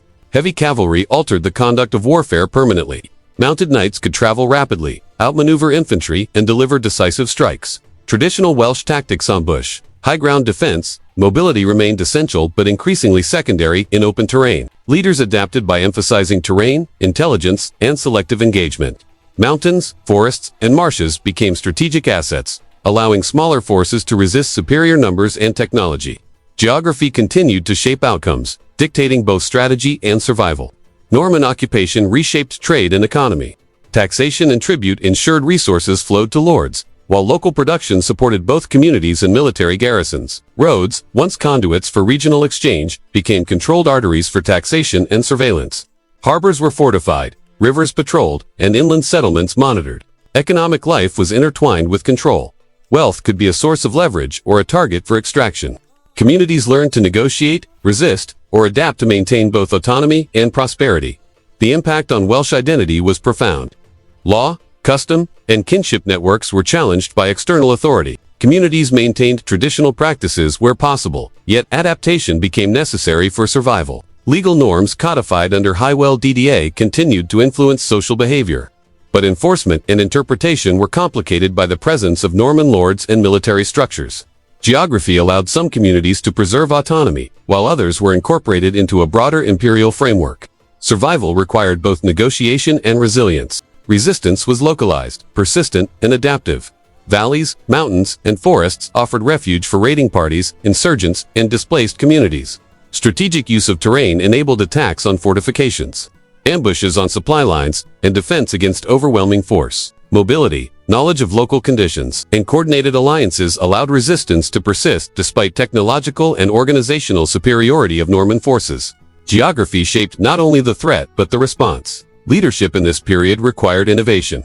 Kings, lords, and local leaders balanced diplomacy, military coordination, and economic management. Authority was exercised both through kinship networks and practical control of strategic terrain. Alliances were essential, often temporary, and negotiated under constant pressure. Leadership depended on foresight, adaptability, and the capacity to mobilize both human and material resources effectively. Success required integrating knowledge of geography, technology, and social networks. Castles, fortifications, and garrisons were not merely military, they were administrative centers. Lords collected taxes, enforced law, and maintained supply lines. Settlements evolved around fortifications, creating new patterns of habitation. Roads connected castles to hinterlands, regulating movement and consolidating authority. Geography amplified the strategic value of fortifications, transforming natural features into instruments of control. Valleys became contested zones. Ridges commanded sightlines. Rivers facilitated supply and rapid movement. The Norman conquest also introduced permanent military obligations. Garrisons required ongoing supply, maintenance, and manpower. Communities contributed labor, resources, and allegiance, whether voluntarily or under duress. Fortifications became integrated into the landscape, altering both perception and function of valleys, rivers, and ridges. Control was continuous, unlike previous seasonal or episodic interventions.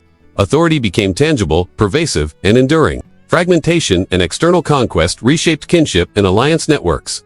Local lords, once autonomous, were now subject to overlapping layers of obligation. Marriage, fosterage, and negotiation became essential tools for survival and influence. Raiding persisted but required careful calculation in response to cavalry, fortifications, and surveillance. Social structures adapted to both maintain autonomy and accommodate new realities. Geography mediated both constraint and opportunity, shaping decisions at every level.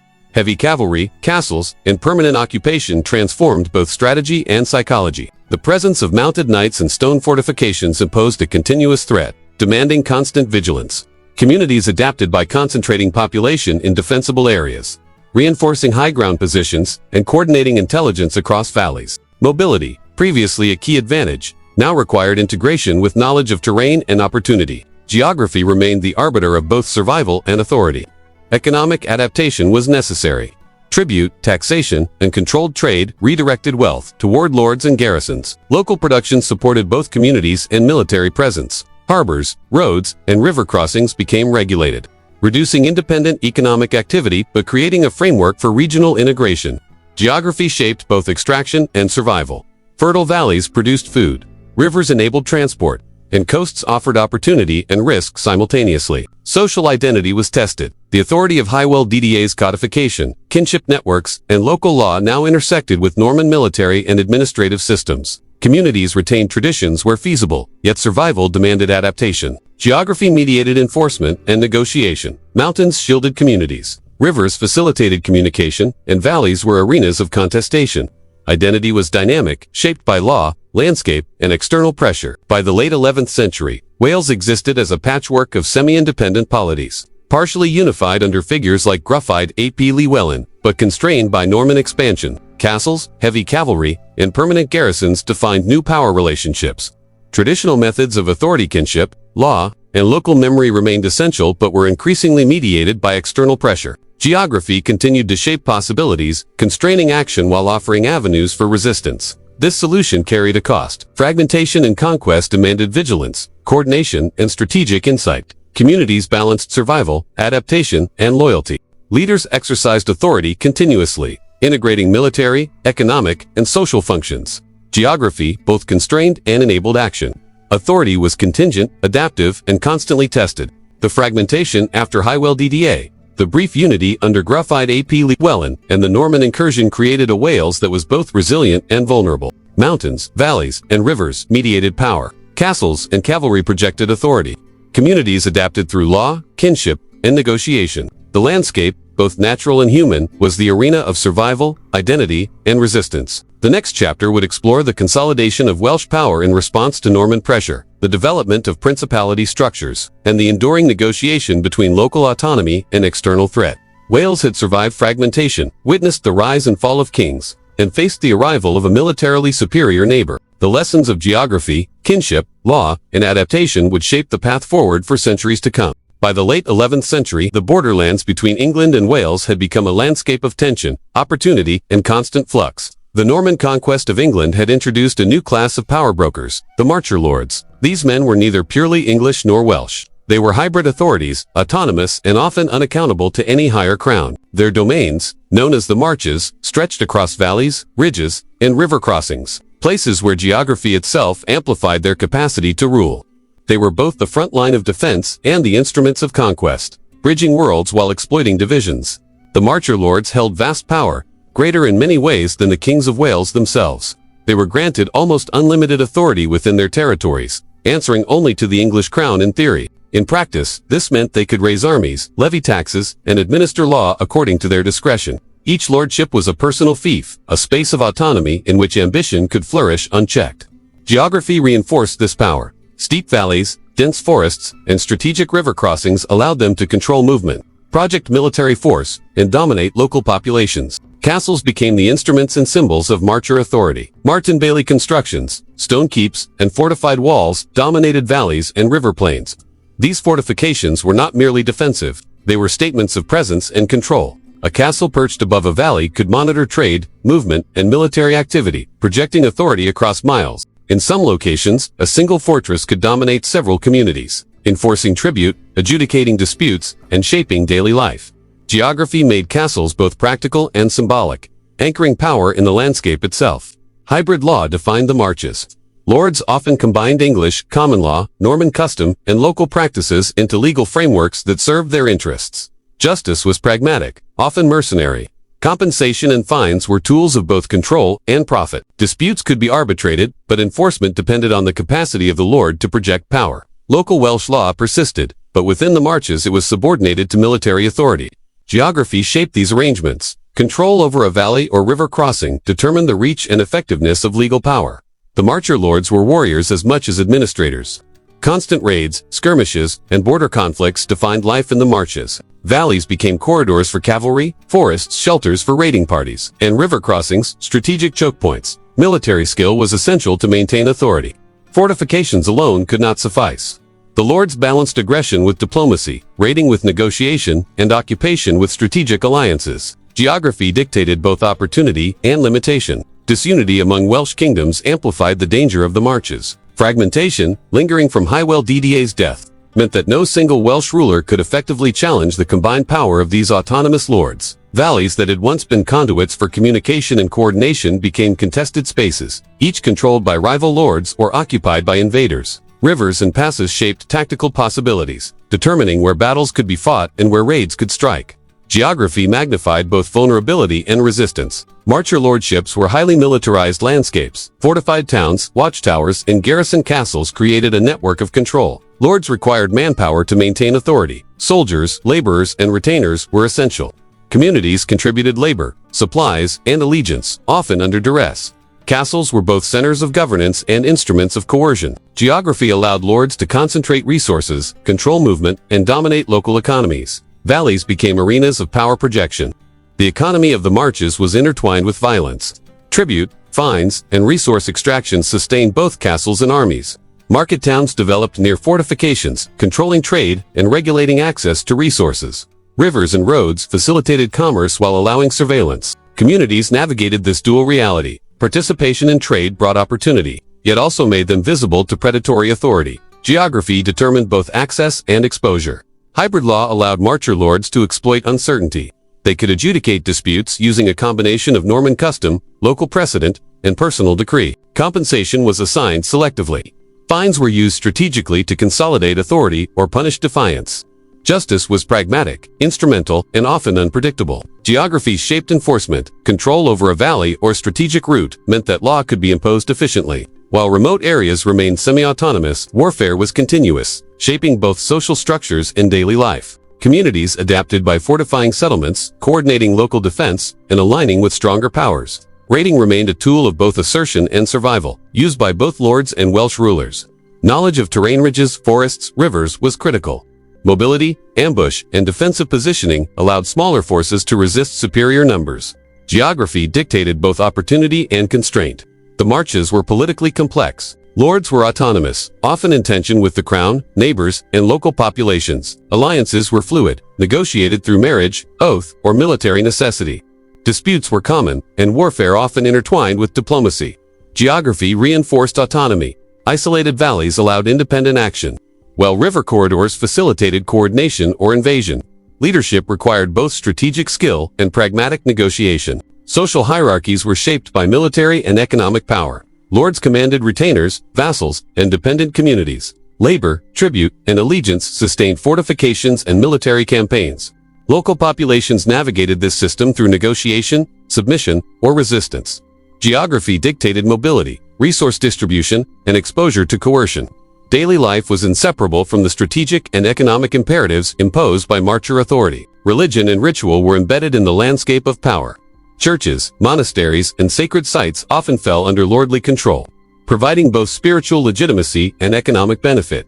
Patronage reinforced authority, while enforcement of tribute and labor underscored power. Geography dictated both protection and vulnerability. Sacred sites and valleys could be dominated by a nearby castle, while remote monastic communities could retain relative autonomy. Law, faith, and coercion were intertwined. Marcher lords introduced permanent military obligations. Castles required garrisons, supply lines, and labor. Communities were integrated into this system, providing manpower, resources, and logistical support. Fortifications, roads, and controlled valleys facilitated both defense and projection of force. Geography amplified these obligations. Commanding a strategic pass or river crossing meant sustained responsibility, while isolated terrain offered opportunities for resistance or evasion. Disunity among Welsh rulers magnified the power of the marches. Competing kingdoms struggled to coordinate responses to raids, sieges, and territorial claims. Alliances were fragile, temporary, and contingent on circumstance. Geography made coordination difficult. Mountains, rivers, and forests impeded communication, creating natural barriers that lords could exploit. Local knowledge became a decisive advantage in conflict and negotiation. Hybrid law and military power reinforced the autonomy of the marches. Lords exercised judicial, economic, and military authority with minimal oversight. They mediated disputes, collected fines, and maintained garrisons. Strategic control of valleys, river crossings, and roads enhanced enforcement and facilitated resource extraction. Geography dictated where power could be projected and where authority was limited. Local populations adapted. navigating these impositions through compliance, negotiation, or resistance. The constant threat of conflict shaped daily life. Communities fortified villages, organized local militias, and coordinated watch systems. Seasonal labor, agriculture, and trade were conducted with awareness of raids and military obligations. Geography dictated strategy. Valleys offered access to resources but also vulnerability. Ridges and forests provided concealment and defense. Survival required knowledge, foresight, and mobility. Castles and fortifications were both defensive and administrative. Lords controlled movement, enforced law, and projected authority. They monitored trade, regulated markets, and coordinated labor. Settlements evolved around fortifications, creating patterns of habitation that reflected both protection and power. Geography enhanced control. Commanding a river crossing or high ridge enabled oversight of miles of terrain. Military, economic, and administrative functions were inseparable. Leadership in the marches demanded adaptability. Lords balanced coercion with negotiation, raiding with diplomacy, and internal governance with external threats. Authority was exercised through a combination of personal charisma, military skill, and strategic oversight. Geography mediated success. Mountains offered defense, rivers facilitated control, and valleys concentrated resources. Effective leadership required integrating human, material, and environmental factors. Hybrid law reinforced autonomy and facilitated extraction of wealth. Lords combined Norman, English, and local Welsh legal practices to maximize advantage. Compensation, fines, and adjudication were tailored to reinforce authority and maintain social order. Geography shaped enforcement. Strategic control of routes and settlements enhanced compliance. While remote or rugged terrain allowed pockets of autonomy, authority was both flexible and contingent. Economic adaptation was essential. Tribute, taxation, and resource management sustained garrisons, fortifications, and lordly households. Market towns facilitated trade but remained under the watchful eye of lords. Rivers and roads were both conduits and instruments of control. Geography influenced both opportunity and exposure. Fertile valleys produced wealth but invited scrutiny. Isolated terrain allowed survival but limited exchange. Social cohesion was tested constantly. Communities navigated complex layers of authority. Local lords, kinship obligations, and the overarching presence of marcher power. Alliances were negotiated carefully. Loyalty could be bought or coerced. Geography shaped social networks, enabling connection in accessible areas and independence in remote regions. Survival required awareness of both terrain and political landscape.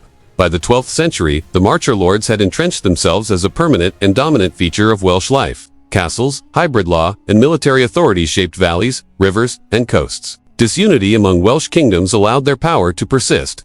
Geography both enabled authority and offered avenues for resistance. Local populations adapted, negotiated, and survived within this landscape of constant threat and opportunity. This solution carried a cost. Permanent fortifications demanded labor, resources, and constant vigilance. Authority required coordination, intelligence, and enforcement. Communities balanced compliance, resistance, and survival. Geography dictated both opportunity and limitation. Power was practical, contingent, and continuously tested. The marcher lords defined a new era in Welsh history, one in which geography, law, and military technology combined to create a hybrid authority capable of dominating valleys, rivers, and coasts. Wales remained a land of resilience, yet fragmentation and external pressure made survival precarious. Castles commanded sightlines, hybrid law, structured society, and constant warfare shaped daily life. Mountains, rivers, and forests continued to mediate power, providing both refuge and challenge. The next chapter would explore the response of Welsh princes to these pressures. Consolidation of principalities, renewed assertion of law and identity, and the complex negotiation between autonomy and external threat. The marcher lords had reshaped Wales. The Welsh kingdoms would need strategy, diplomacy, and persistence to endure. The 12th century marked a turning point in Welsh history. After centuries of fragmentation, Norman encroachment, and the dominance of the marcher lords, a new era of resistance began to take shape. Geography, previously a tool of division, became a shield. Mountains, rivers, and dense forests provided natural fortresses, enabling communities to endure and adapt. From these landscapes, leaders emerged who sought not only survival but the rebirth of political authority, law, and culture in a land increasingly under threat from a powerful neighbor. Owain Gwynedd, ruler of Gwynedd, became a symbol of this resurgence.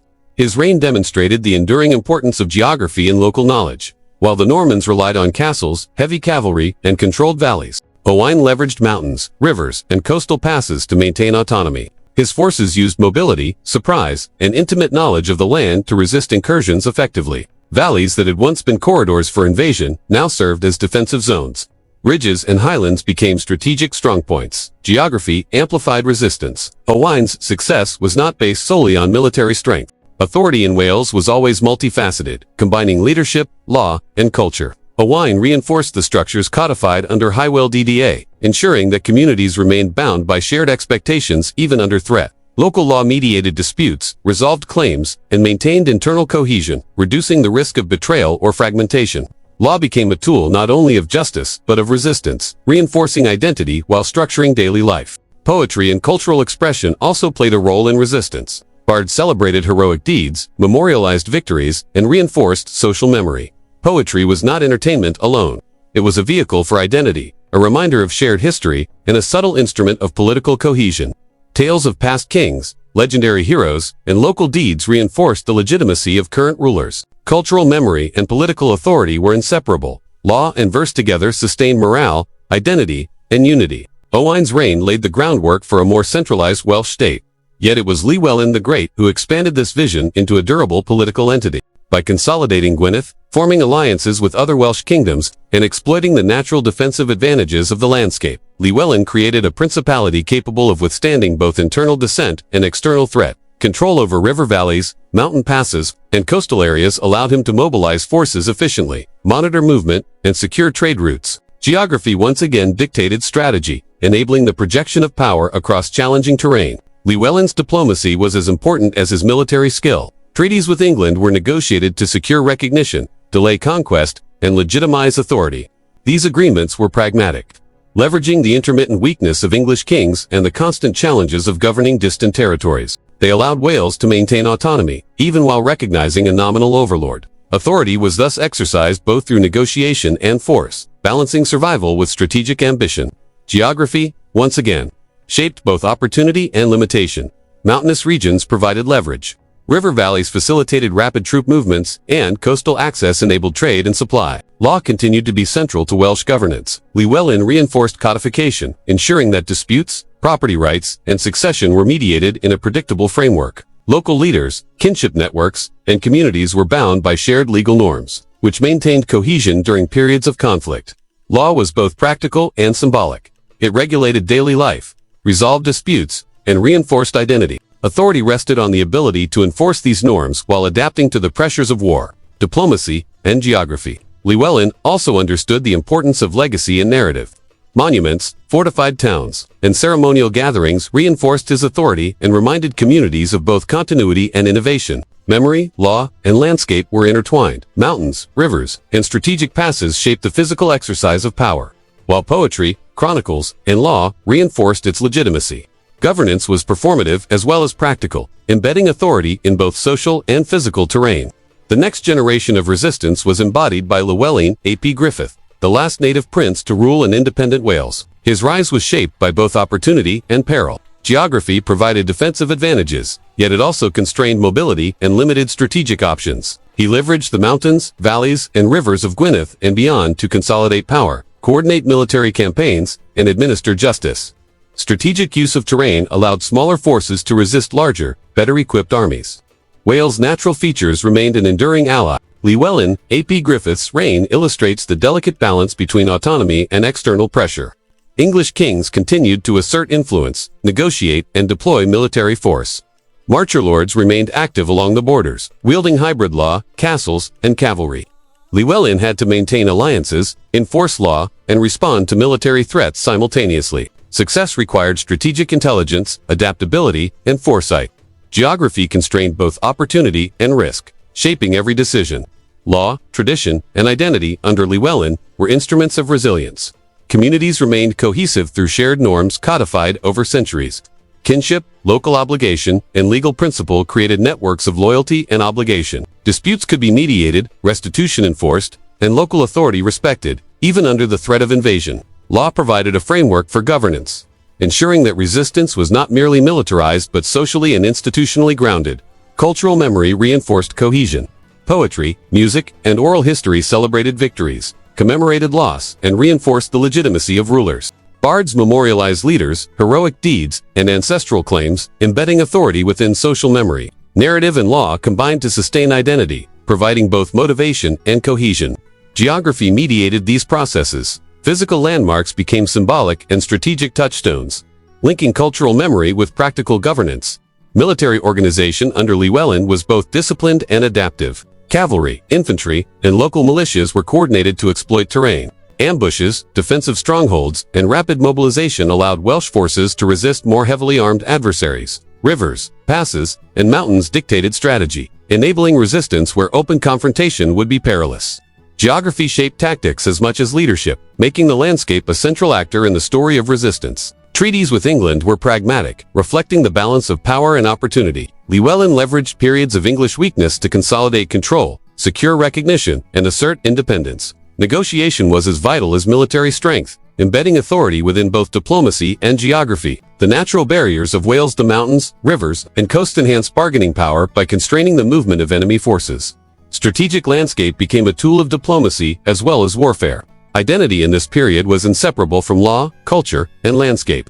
Communities recognized themselves as Welsh through shared legal norms, common cultural practices, and collective memory. Geography reinforced this identity. Valleys, rivers, and mountains shaped settlement, defense, and interaction. Authority was exercised in a layered system of local custom, kinship, loyalty, and principled governance.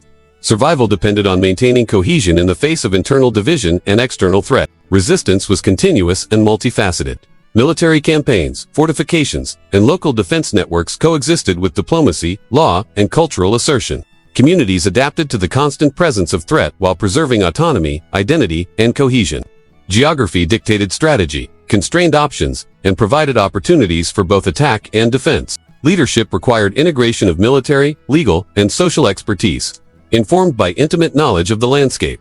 Llewellyn ap Griffith faced constant pressure. English kings asserted authority intermittently. Marcher lords remained aggressive, and internal rivals sought advantage. Survival required strategic alliances, judicious use of law, and disciplined military action. Communities reinforced loyalty through customary obligations, shared law, and cultural cohesion. Geography continued to mediate authority. Mountain strongholds, river valleys, and coastal corridors determined where power could be projected and where resistance could persist. The final years of native Welsh rule were shaped by this interplay of law, culture, military organization, and geography. Fortifications protected strategic passes, militias defended valleys, and alliances maintained cohesion. Legal systems mediated disputes, reinforced obligations, and sustained legitimacy. Cultural memory, poetry, chronicles, and oral history sustained morale and identity. Geography remained both a constraint and a resource, shaping strategy, survival, and political opportunity. This solution carried a cost. Maintaining cohesion, enforcing law, defending territory, and negotiating with neighbors required constant effort. Authority was contingent, adaptive, and perpetually tested. Communities balanced survival with resistance, identity with pragmatism, and law with necessity. Mountains, rivers, and valleys shaped strategy and outcome. Leadership required foresight, adaptability, and intimate knowledge of both terrain and human networks. By the late 13th century, Welsh resistance had achieved remarkable endurance. Owain Gwynedd had defended his kingdom. Llewellyn the Great had built a strong, centralized state. Llewellyn ap Griffith had fought to preserve autonomy and identity. Fortifications, strategic mobility, and geographical awareness preserved autonomy. Leaders exercised authority through practical command, legal enforcement, and cultural legitimacy. Communities endured through cooperation, shared norms, and collective memory. Geography remained central to survival and strategy, shaping the possibilities and limits of power. The next chapter would confront the final challenge, the conquest of Wales under Edward I, the fall of native princes, and the integration of Wales into an English-dominated political and administrative structure. The foundations laid by centuries of resistance, law, culture, leadership, and geography would be tested as never before. Yet the memory of this resistance, and the identity it preserved, would endure far beyond the loss of political autonomy. By the late 13th century, Wales had endured centuries of fragmented rule, intermittent unification, and persistent resistance against foreign incursions. Yet no challenge in Welsh history had been as decisive or transformative as the arrival of Edward I of England. Edward's ambition was clear: to bring Wales fully under English dominion, leaving no native ruler with independent authority. His campaigns combined military innovation, strategic foresight, and administrative rigor. Mountains, rivers, and valleys, once shields of autonomy, were tested as never before. Edward I's approach to conquest was methodical and relentless. Unlike earlier invaders, he understood that control required more than temporary occupation or raiding. Wales could not simply be subdued through a single campaign. It demanded a sustained strategy, combining force, fortification, and legal incorporation. Geography, long an ally of Welsh resistance, was simultaneously an obstacle and a resource. Edward studied the mountains, mapped the passes, and coordinated logistics with precision. Valleys became corridors for supply, ridges became objectives for fortification, and rivers dictated the movement of men, horses, and provisions. The campaigns themselves were massive in scale. Edward mobilized thousands of troops, combining infantry, heavy cavalry, and engineers, marching through valleys, forests, and mountain passes. His armies systematically subdued opposition, capturing fortresses and dispersing resistance. Each engagement was carefully planned, leveraging intelligence about terrain and the dispositions of Welsh forces. The balance of power had shifted, where Welsh leaders once used knowledge of mountains and rivers to resist superior forces. Edward used these same features to structure his campaigns, anticipating ambushes and neutralizing defensive advantages. Castles became central instruments of Edward's strategy. Unlike earlier Matan Bailey constructions, Edward's castles were massive. Permanent stone fortresses designed to dominate valleys, river crossings, and coastal plains. Conway, Carnarvon, Harlech, and Beaumaris are enduring examples. These fortresses were both practical and symbolic. From their walls, garrisons could monitor movement across wide areas, enforce law, and coordinate military operations. They projected authority visibly and permanently, transforming the landscape into a grid of control. Geography was weaponized through architecture. The construction of stone castles was unprecedented in scale and ambition. Engineers brought innovative designs, including concentric walls, towers, and fortified. Each castle required thousands of workers, vast quantities of stone, timber, and metal, and sustained logistical support. Communities nearby were compelled to provide labor, supplies, and resources, often under duress. Rivers facilitated transport, valleys concentrated labor, and natural features enhanced defensive potential. Castles were anchors of conquest, turning strategic locations into centers of administration, surveillance, and power. Edward's campaigns combined military force with legal and administrative innovation. The conquest of Wales was not only fought with swords and siege engines, it was codified through law. The Statute of Rhuddlan in 1284 formalized English authority over Wales, integrating it into the English legal and administrative framework. Traditional Welsh law and autonomy were subordinated to English oversight. Governance became systematic. Sheriffs, administrators, and officials were appointed to enforce taxation, adjudicate disputes, and monitor local activity. Geography dictated enforcement. Control over valleys, passes, and rivers was essential for implementing law across the landscape. The military campaigns themselves were marked by intensity and precision. Edward's forces advanced systematically, capturing fortified towns, securing supply routes, and neutralizing pockets of resistance. Ambushes, while still possible, were increasingly neutralized by reconnaissance, mobility, and engineering expertise. The combination of numerical superiority, heavy cavalry, and strategic fortifications left Welsh forces with diminishing options. Geography, whence the defender's ally, was increasingly mediated by Edward's capacity to coordinate across terrain. The response from Welsh leaders, including Llywelyn, ap Griffith, was courageous but ultimately insufficient. Llywelyn's forces leveraged mountains, forests, and rivers to conduct defensive operations, ambushes, and strategic retreats. Communities supported resistance by providing shelter, supplies, and intelligence. Yet the scale and coordination of Edward's campaigns outmatched local capabilities. Geography offered refuge, but could not offset the systematic projection of power from stone fortresses, coordinated garrisons, and sustained supply lines. Edward's conquest was deliberate in its comprehensiveness. Valleys that had long provided corridors for communication, trade, and military movement were secured or dominated. Rivers were monitored, passes controlled, and coastal access regulated. Communities were integrated into the administrative and military system, ensuring continuous oversight. Castles were garrisoned permanently, staffed with troops capable of rapid response to rebellion. Authority became constant, pervasive, and inescapable. Legal incorporation reinforced the conquest. The Statute of Rhuddlan replaced native governance with English structures. Sheriffs administered taxation and justice. Local leaders were subordinated to English authority. Traditional Welsh law was retained in limited, symbolic ways but largely replaced by English procedures. Geography was central to administration. Communication across mountains, valleys, and rivers required careful coordination. Authority depended on both presence and mobility, reinforced by a network of fortifications. The economic and social impact was profound. Communities near castles were integrated into the administrative apparatus, supplying labor, materials, and tribute. Markets, trade routes, and ports were controlled, regulating both production and exchange. Geography determined opportunity and vulnerability. Fertile valleys provided resources, while highlands offered relative autonomy but limited access. Resistance and adaptation coexisted with subordination and compliance. Survival required negotiation, loyalty, and pragmatism. The conquest was psychologically transformative as well. Stone castles, garrisons, and legal oversight projected English authority visibly and symbolically. The landscape itself was reshaped. Valleys were dominated, rivers patrolled, and roads monitored. Communities understood that rebellion was not only risky but increasingly futile. Authority was embedded in geography, law, and architecture, creating a sense of permanence and inevitability. Identity was challenged as native structures of governance, law, and memory were subordinated to external power. Warfare, administration, and law were intertwined. Garrison castles facilitated both defense and surveillance, while sheriffs enforced taxation and justice. Roads, rivers, and passes connected fortifications, enabling coordination and control. Local populations were integrated into a system of labor, tribute, and oversight. Geography amplified authority, providing both strategic advantage and logistical efficiency. Resistance was contained, constrained, and systematically reduced.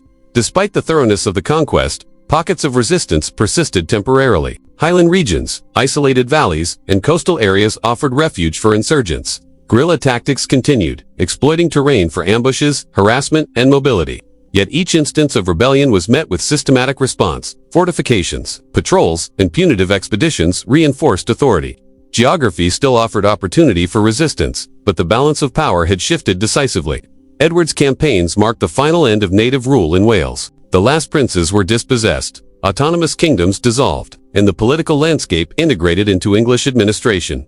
Authority was no longer personal or kinship-based, and it was institutional, codified, and enforced through architecture, law, and bureaucracy.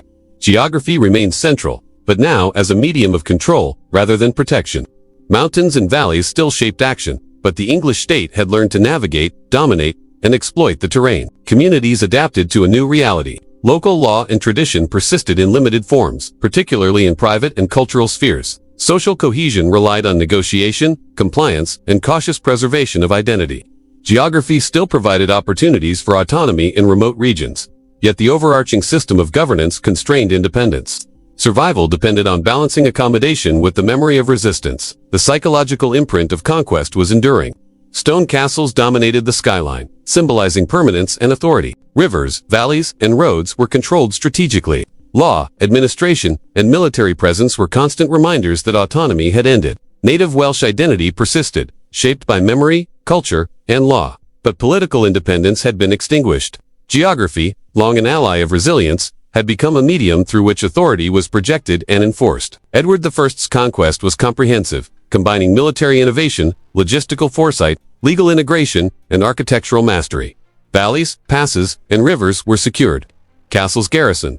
Law codified. Administration centralized. Native rulers were removed or subordinated. Resistance was methodically neutralized. Geography, once protective, was now harnessed to project authority. The conquest was both total and enduring, leaving a Wales transformed politically, socially, and psychologically. The cost of conquest was significant. Sustaining garrisons, enforcing law, and administering newly integrated territories required manpower, resources, and constant vigilance. Communities were subordinated to military and bureaucratic structures. Authority depended on both presence and perception. Stone fortifications, patrols, and legal oversight projected power across terrain and generations. Geography amplified both opportunity and constraint, shaping the exercise of authority and the possibilities for resistance. The legacy of Edward I's campaigns reshaped Wales forever. Native political structures were dissolved. Stone fortresses dominated strategic landscapes. Law, administration, and military presence became permanent features.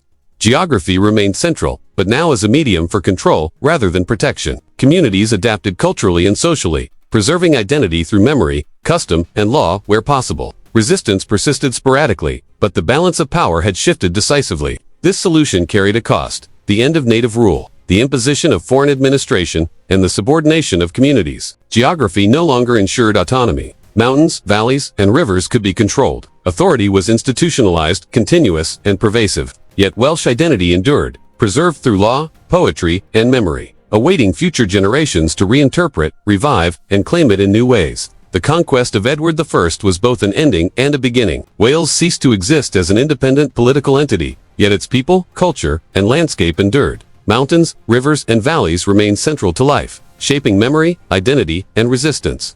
The castles that dominated the landscape became symbols of loss but also markers of history, reminding communities of both defeat and resilience. The next chapter would explore the persistence of Welsh identity under English rule, law, language, culture, and memory continuing despite conquest.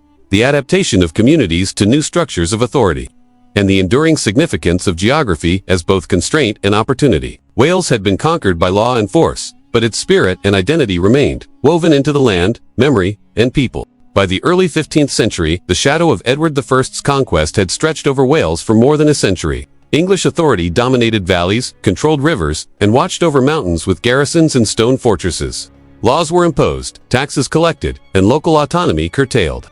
Yet beneath the surface, resentment simmered. Communities remembered the era of native princes, of law grounded in Welsh custom, of leadership responsive to kinship and terrain.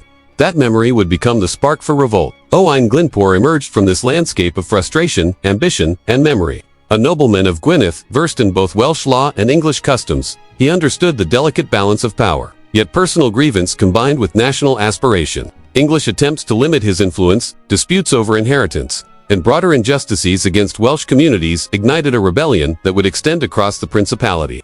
Geography and history provided both opportunity and challenge. Mountains offered concealment, valleys allowed mobilization, and rivers shaped campaigns. Wales itself became both stage and participant in the uprising. The revolt began in 1400, in the uplands of northeastern Wales. Initial acts were local, targeted, and symbolic. Glyndwr asserted authority by seizing key positions and rallying communities long constrained by foreign rule. Valleys that had once been avenues of English oversight became gathering points for insurgent forces. Forests and ridges provided cover for mustering troops. Knowledge of terrain, inherited from generations of local memory, allowed smaller forces to contest the movement of larger, better-equipped English armies. Geography was an ally, offering concealment, mobility, and defensive advantage. The rebellion quickly expanded into a national uprising. Welsh communities, long suppressed but never fully subdued, joined in support. Resistance was multi-layered: conventional sieges, guerrilla raids, and control over strategic passes and river crossings. Castles, symbols of English authority, became targets. Garrison fortresses were attacked, blockaded, or avoided in favor of terrain more advantageous to insurgents. Coordination across valleys and uplands relied on both communication networks and intimate knowledge of local geography. Mountains, rivers, and forests dictated the flow of both conflict and logistics. Owain Glyndwr's strategy was both military and political. He sought legitimacy not only through force but by invoking Welsh law, identity, and memory. He was proclaimed Prince of Wales, reviving the title once held by native rulers. Legal codes, assemblies, and councils were convened to restore a sense of governance, rooted in Welsh custom. Authority was exercised across communities, blending tradition with military necessity. Geography reinforced this legitimacy. Areas under his control were often remote, rugged, and challenging to access, underscoring both autonomy and resilience. Guerrilla tactics defined much of the conflict. Smaller units moved swiftly through valleys and forests, striking garrisons, supply lines, and patrols before vanishing into the mountains. Ambushes were calculated, exploiting the natural constrictions of passes and river crossings. Cavalry and infantry operated in coordination, using terrain to compensate for disparity in numbers and equipment. Welsh forces could not sustain prolonged sieges against heavily fortified castles, but they could control movement, harass supply routes, and impose a constant drain on English resources. Geography dictated the rhythm of resistance. Foreign allies augmented Glyndwr's capabilities.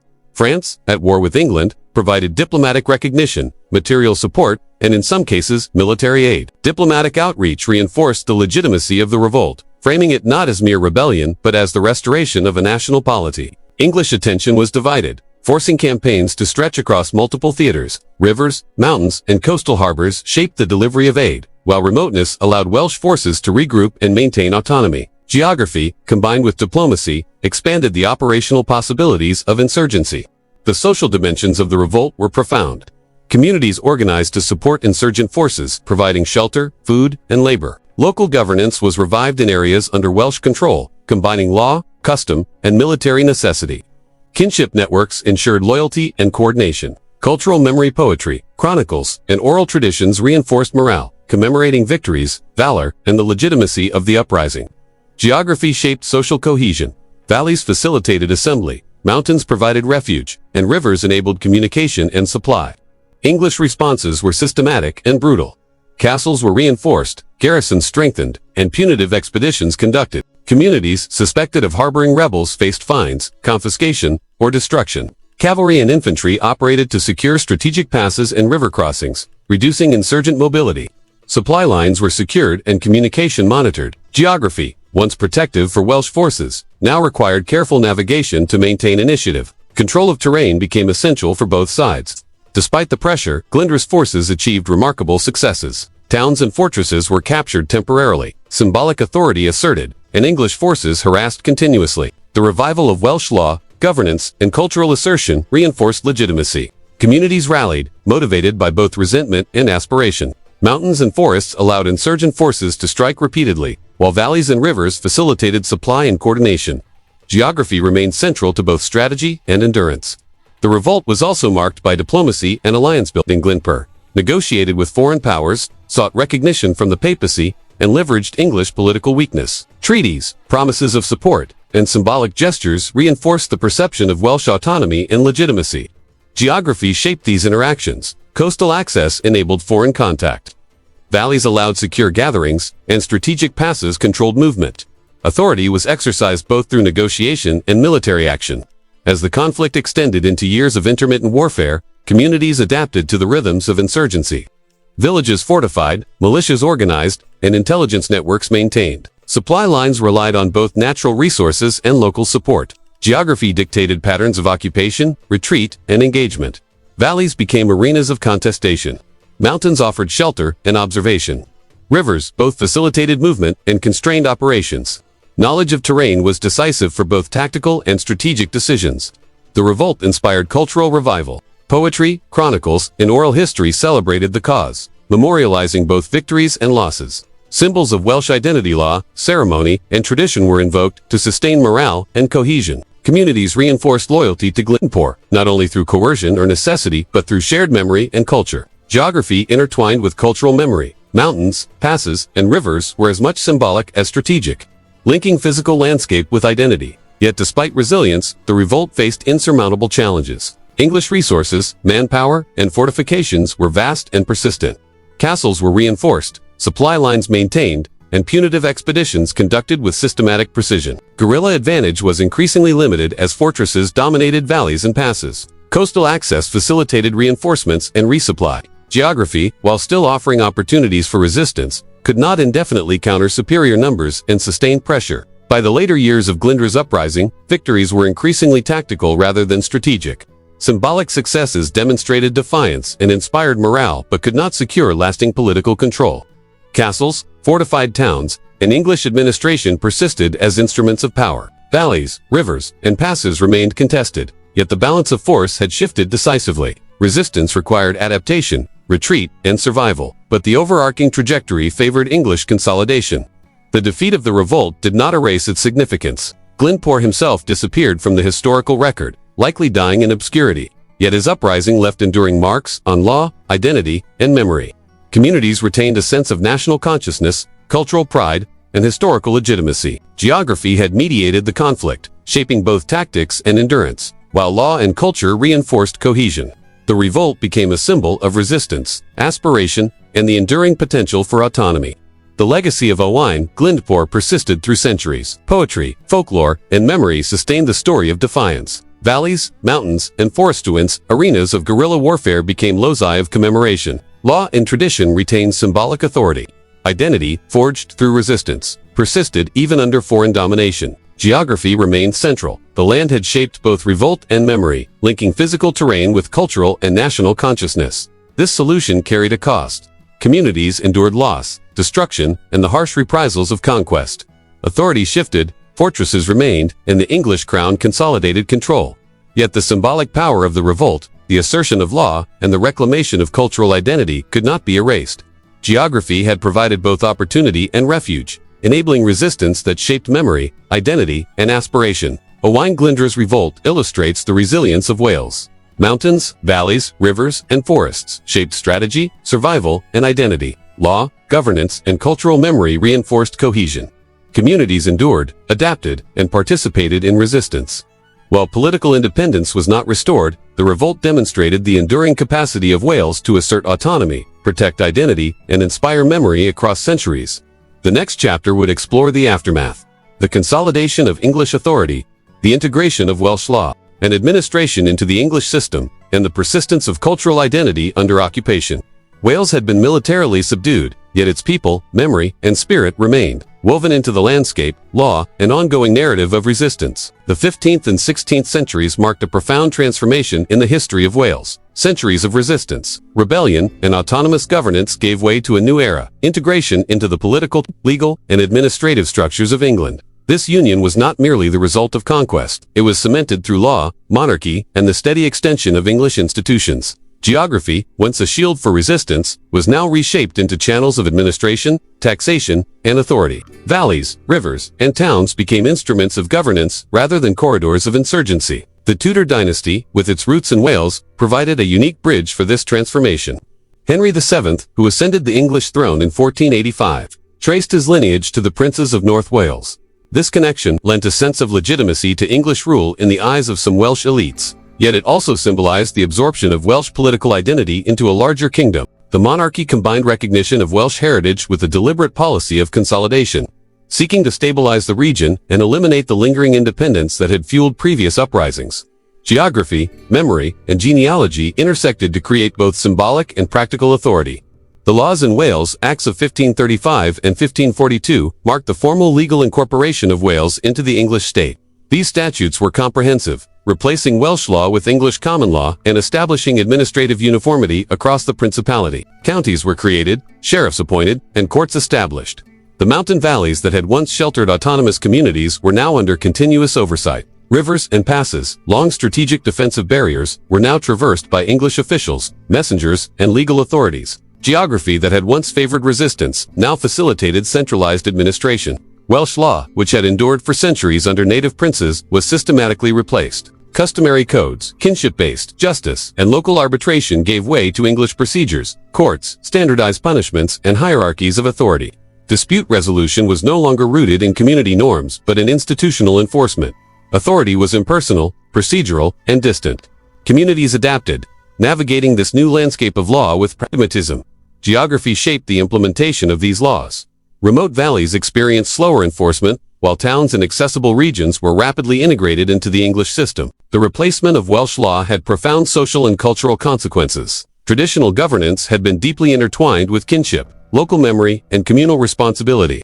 English law centralized authority, eroding the autonomy of local leaders and kinship networks. Communities became subject to officials who were often outsiders, unfamiliar with local conditions and customs. Enforcement relied on the physical projection of power. Sheriffs, courts, and garrisons ensured compliance. Valleys, mountain passes, and rivers once protective were now channels for oversight and control. The imposition of English law also reshaped land tenure, inheritance, and dispute resolution. Lands that had been held according to local custom were now subject to standardized legal procedures. Inheritance, property disputes, and contracts were adjudicated in English courts, reducing the influence of local norms and kinship obligations. Geography mediated both opportunity and enforcement. Accessible regions quickly adapted to new structures, while remote communities retained elements of traditional practice, at least temporarily. Survival depended on understanding both law and terrain. The Welsh language, once central to law, governance, and public life, was gradually marginalized in official spheres. English became the language of courts, administration, and political authority. Local communities continued to speak Welsh in daily life, but power and decision-making shifted to English, altering access to authority and influence. Geography shaped this transition. Towns, trade routes, and administrative centers became English-speaking hubs, while upland and isolated regions maintained linguistic continuity. Language itself became a marker of integration, access, and exclusion. Economic integration accompanied legal and linguistic changes. Markets, trade, and taxation were regulated under English systems. Rivers, valleys, and roads became conduits for the collection of taxes, transportation of goods, and movement of officials. Communities previously isolated by terrain were drawn into the broader economic network of England. Geography now facilitated centralization. Passes enabled administrative mobility, rivers carried commerce, and towns became nodes of oversight and control. Resistance through economic isolation became increasingly difficult. The social consequences of union were profound. Welsh elites were incorporated into English governance structures, often incentivized through land, office, and marriage alliances. Local authorities shifted from kinship and communal leadership to bureaucratic office. Communities adapted to new hierarchies, negotiating influence and survival within an unfamiliar framework. Geography influenced these adaptations. Accessible regions saw rapid integration and political mobility, while remote valleys retained local traditions longer, preserving a sense of distinct identity. The psychological impact of union was significant. For generations, Welsh communities had exercised autonomous governance, maintained local law, and defended territory through both resistance and negotiation. The imposition of English law and administration challenged this memory, replacing communal authority with centralized power. Castles, town halls, and courthouses projected authority visibly across valleys and plains. Geography, once a source of protection, became a medium for observation, control, and oversight. The landscape itself symbolized the shift from native autonomy to integration. The Tudor monarchy reinforced integration through symbolism and ceremony. Royal visits, proclamations, and appointments emphasized the continuity of authority while underscoring the subordination of Wales to English governance. Geography amplified these messages. River crossings, mountain passes, and towns served as stages for displays of power. Communities witnessed the projection of authority firsthand, internalizing both the permanence and legitimacy of union. Law, administration, and landscape combined to reinforce the new order. Education and literacy became instruments of consolidation. Schools, often tied to the church or state, taught English language and customs. Clergy and officials operated in English, reinforcing linguistic and cultural integration. Geography again mediated this process. Towns and accessible regions became centers of instruction and assimilation, while isolated communities retained Welsh traditions and language longer. Language, law, and education together reshaped identity across space and generations. Resistance to union persisted culturally and socially. Poetry, song, and folklore maintained Welsh identity, celebrating history, memory, and local pride. Communities preserved legal custom in private contexts and maintained kinship networks that reflected older structures. Geography facilitated cultural resilience. Mountains, valleys, and isolated parishes preserved memory, language, and identity, providing continuity despite institutional change. Resistance became symbolic and cultural rather than political or military. The economic landscape transformed under Union. English law, standardized taxation, trade, and property management.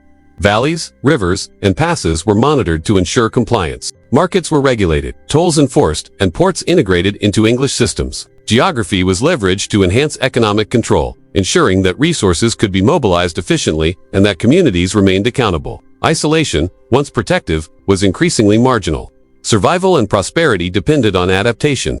Social cohesion was reframed under English administration. Communities learned to navigate law, taxation, and bureaucratic oversight. Kinship networks retained relevance, but authority was increasingly tied to English structures and legal recognition. Geography shaped these adaptations. Accessible regions became fully integrated, while mountainous or remote valleys continued to exercise local autonomy where possible.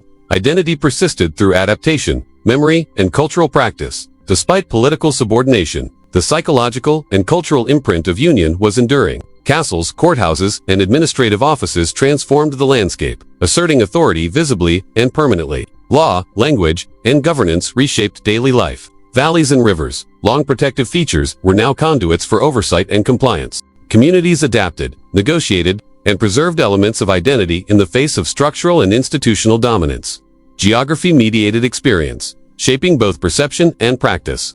Union with England was both transformative and stabilizing. Political fragmentation ended, autonomous rules ceased, and English law and administration became permanent. The landscape itself was reordered. Valleys, rivers, and passes were now instruments of oversight. Towns became hubs of governance. Castles and fortresses projected authority across miles. Yet cultural memory, language, and tradition persisted, often in parallel with the structures of union. Geography enabled both control and resilience. The cost of union was high. Welsh law and political autonomy were abolished. Native governance structures subordinated. The Welsh language marginalized in power. Communities adjusted to oversight, centralized law, and bureaucratic authority. Geography that had once protected autonomy now facilitated integration. Authority became impersonal, pervasive, and institutional, but identity and memory endured. Survival depended on adaptation, negotiation, and cultural resilience. The legacy of the Union was complex. Wales became part of the English state, its institutions standardized, its authority centralized, and its laws codified. Valleys, rivers, and passes facilitated control rather than resistance. Yet the people, language, and memory of Wales persisted. Cultural identity survived through poetry, folklore, and oral traditions. Geography preserved autonomy in subtle ways, allowing communities to maintain distinct practices and memory, even under institutional dominance. Union with England was both an ending and a beginning. Political independence ended, but integration brought new opportunities for administration, trade, and education. Law, language, and governance reshaped daily life. Mountains, valleys, and rivers became instruments of oversight, yet also provided the physical continuity that sustained cultural identity. Memory, custom, and language continued to preserve a sense of Welsh identity despite structural subordination. The next chapter would examine the social, cultural, and religious transformations in Wales under the Union. How communities adapted to English law, the persistence of the Welsh language, the role of culture in resistance, and the ways in which geography continued to shape identity, memory, and survival in a politically integrated landscape. The landscape of Wales, long shaped by mountains, rivers, and valleys, underwent its most dramatic transformation in the 19th century, where once forests, pasture, and small villages had defined life. Coal, iron, and slate now carved a new world. Geography, always central to Welsh identity, dictated the placement of mines, smelters, and quarries. Valleys became industrial arteries. Rivers carried steam and smoke as surely as they once carried water. Mountains that had sheltered resistance now loomed over urban growth, shaping both opportunity and constraint. Coal became the defining resource. South Wales, with its rich seams of anthracite and bituminous coal, attracted investors, engineers, and laborers from across Britain and beyond. Valleys that had once held small farming communities were transformed into industrial centers, with railways, canals, and roads threading between hills. Geography dictated the location of collieries, seams were exposed along ridges, and rivers provided transport and water power. Communities that had lived for centuries in relative isolation were suddenly linked to national and global markets. Iron followed coal, creating an interdependent industrial network. South Wales ironworks exploited local coal to smelt iron ore, producing tools, rails, and machinery. Valleys became congested with furnaces, forges, and workshops. Smoke rose from chimneys, mingling with the mist of upland streams. Towns expanded around worksites, attracting labor from rural Wales, Ireland, and beyond. Geography shaped both opportunity and hazard. Steep-sided valleys concentrated industrial activity, but also exposed populations to flooding, landslides, and pollution. Survival required adaptation to the rhythms and dangers of industrial labor. Slate transformed the north. Snowdonia's quarries had long supplied local needs, but the 19th century brought large-scale extraction, mechanization, and global markets. Mountains that had long symbolized natural resistance now yielded roofs and stone for far-flung cities. Quarrying reshaped both landscape and labor patterns. Villages became industrial hubs. Paths turned into tramways, and rivers carried both slate and human effort downstream. Geography was the medium and constraint of production. The rugged terrain demanded ingenuity, machinery, and physical endurance. The human consequences of industrialization were immense. Migration reshaped demographics. Families from rural Wales and other parts of the United Kingdom moved to valleys in search of work. Villages swelled into towns. Streets, terraces, and rows of housing lined the sides of valleys. Population density increased dramatically, stretching infrastructure, sanitation, and social cohesion. Valleys, once protective, now concentrated people, wealth, and labor. Geography amplified both opportunity and vulnerability. Chapels became central institutions. Religion, particularly nonconformist faiths, provided community, education, and moral guidance in industrial towns. Valleys and hills shaped patterns of worship. Chapels served as social centers, meeting points, and cultural anchors. Nonconformist values emphasized literacy, self-improvement, and communal responsibility, providing a counterbalance to the hardships of industrial labor. Geography shaped access. Remote areas retained smaller congregations, while towns and industrial hubs supported larger, more organized religious communities. Unions emerged alongside chapels as instruments of organization and resistance. Laborers in coal mines, ironworks, and slate quarries faced dangerous conditions, long hours, and low pay. Valleys became arenas of industrial struggle. Strikes, negotiations, and sometimes violent confrontations marked the rhythm of life. Geography, again, shaped outcomes. Narrow valleys concentrated workers, facilitating organization and protest, while mountainous terrain offered refuge and concealment during periods of conflict. Resistance became both physical and institutional. Class politics intensified. Industrial towns became divided along lines of labor, ownership, and occupation. Workers, often in close quarters within the valleys, organized for rights, representation, and better conditions. Owners and managers, controlling mines, ironworks, and transport, asserted authority over both work and community. Geography influenced power. The concentration of labor in narrow valleys made coordination easier for unions, while owners relied on mobility, railways, and military presence to enforce control. Power was exercised through both space and social networks. Industrialization reshaped Welsh culture. Poetry, song, and literature reflected the new realities of urban and industrial life. Chapels and cultural societies promoted Welsh language and tradition, preserving identity amidst economic change. Valleys became incubators of culture as much as industry, music, literature, and political debate flourished alongside the coal, iron, and slate that defined livelihoods. Geography mediated cultural resilience. Isolated villages preserved older traditions, while urban centers fostered innovation and exchange. Education expanded in tandem with industry.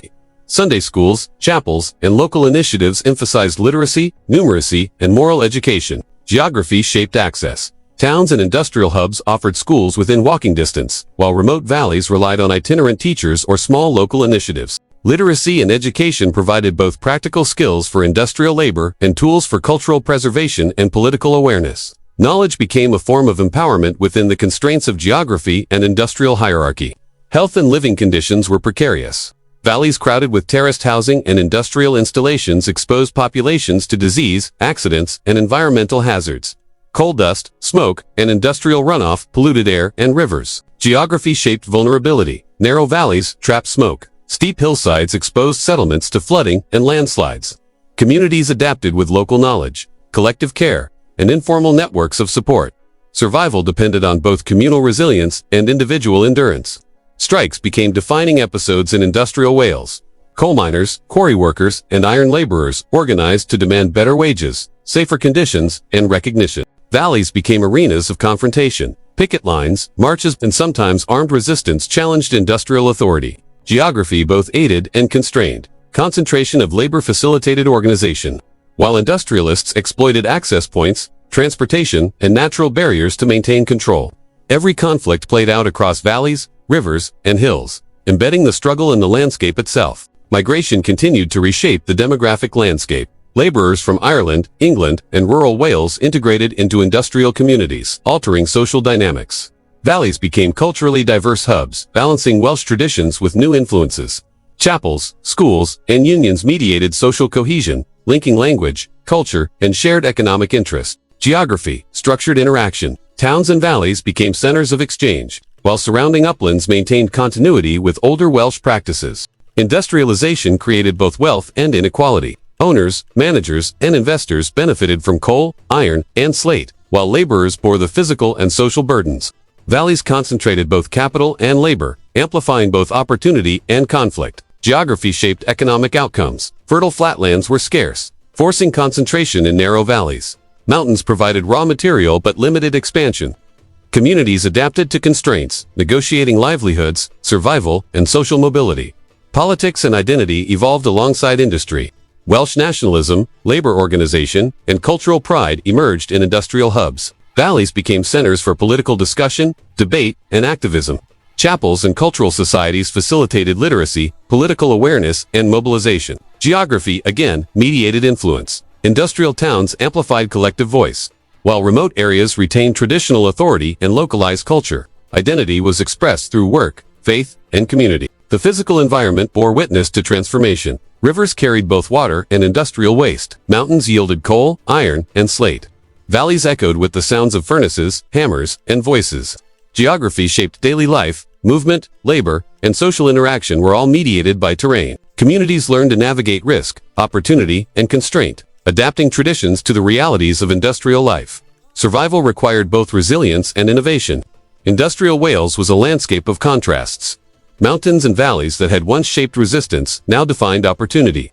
Rivers and passes that had facilitated mobility now carried goods and oversight. Communities endured hardship while creating culture, organizing labor, and asserting identity. Geography continued to structure life, shaping industry, settlement, and society. Every chimney, railway, and slate quarry reflected the interaction between natural landscape and human ambition. The legacy of industrialization was enduring. Valleys became economic centers. Communities were reshaped, and Welsh identity adapted to new realities. Chapels, unions, and cultural societies preserved memory and language amidst rapid change. Geography, though no longer purely protective, continued to define opportunity, constrain movement, and shape settlement. Life in industrial Wales was simultaneously constrained and empowered by terrain, labor, and community. The social consequences of industrialization were complex. Families adapted to wage labor, education, and migration. Communities maintained cohesion through faith, culture, and collective action. Valleys were arenas of both exploitation and resilience, with geography shaping every interaction. Industrialization altered daily rhythms, social structures, and cultural practices, but identity persisted, rooted in landscape, language, and tradition. Strikes, disputes, and political activism illustrated the enduring spirit of resistance. Valleys echoed with protest and negotiation. Laborers leveraged geography, social networks, and collective organization to challenge authority. While industrialization concentrated power in owners and administrators, the people of Wales remained active participants in shaping their world. Geography facilitated both submission and defiance, linking landscape to power, labor, and memory. Industrial Wales redefined life, identity, and culture. Coal, iron, and slate reshaped the land. Migration and urbanization reshaped society. Chapels, unions, and cultural activity maintained cohesion and pride. Valleys, rivers, and mountains mediated opportunity, danger, and resilience. Geography continued to structure survival, labor, and culture. Communities endured, adapted, and thrived amidst transformation. This solution carried a cost. Pollution, disease, labor exploitation, and social inequality marked daily life. Valleys concentrated both wealth and risk. Yet communities maintained cohesion through culture, faith, and collective action. Geography remained central, shaping both constraint and possibility. Identity, memory, and resilience persisted despite industrial domination. The legacy of industrial Wales endured into the 20th century. Valleys continued as centers of labor, culture, and community. Coal, iron, and slate defined economic and social structures. Chapels, schools, and unions preserved language, tradition, and identity.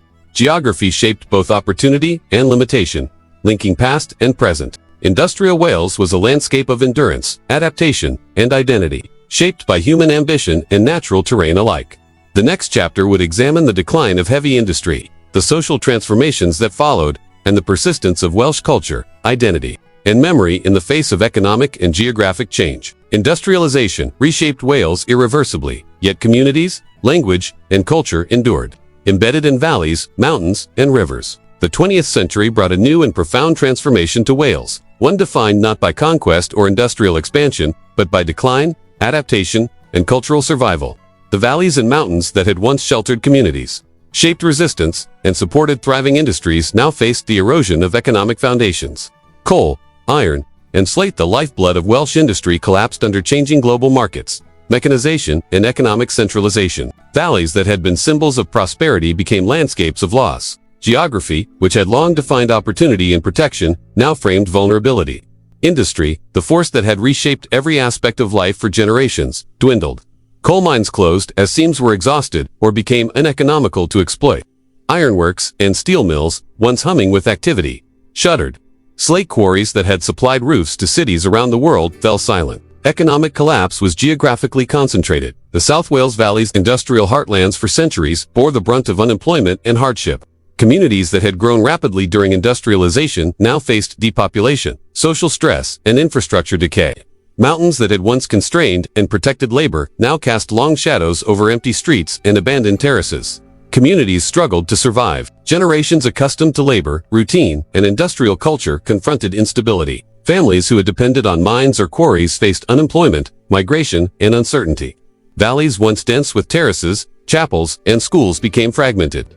People moved in search of work, leaving behind communities whose cohesion had been built over decades of shared labor and cultural practice. Geography amplified these challenges. Remote valleys had fewer alternative opportunities, while towns with better transport links fared slightly better. The landscape shaped both constraint and adaptation. The social fabric of Wales was tested. Unemployment and poverty created pressure on communities, institutions, and families. Chapels, once central to moral and social life, adapted to new roles, becoming centers of support, education, and cultural continuity. Unions, which had guided industrial labor, now shifted focus to advocacy, retraining, and welfare support. Valleys and towns, physically shaped by industrial growth, now became sites of resilience, adaptation, and social experimentation. Geography continued to structure social dynamics. Proximity to transport and urban centers influenced survival, while isolated regions relied on tradition, community networks, and resourcefulness. Identity, however, survived. Welsh language, culture, and memory became tools of continuity amidst decline. Poetry, literature, music, and festivals maintained connection to history and landscape. Valleys and mountains, the stage for both industry and resistance, remained central to cultural expression. Schools and chapels fostered literacy, language preservation, and communal memory. Geography remained a medium of identity. Uplands preserved linguistic traditions, while valleys, despite economic collapse, nurtured social cohesion and cultural resilience.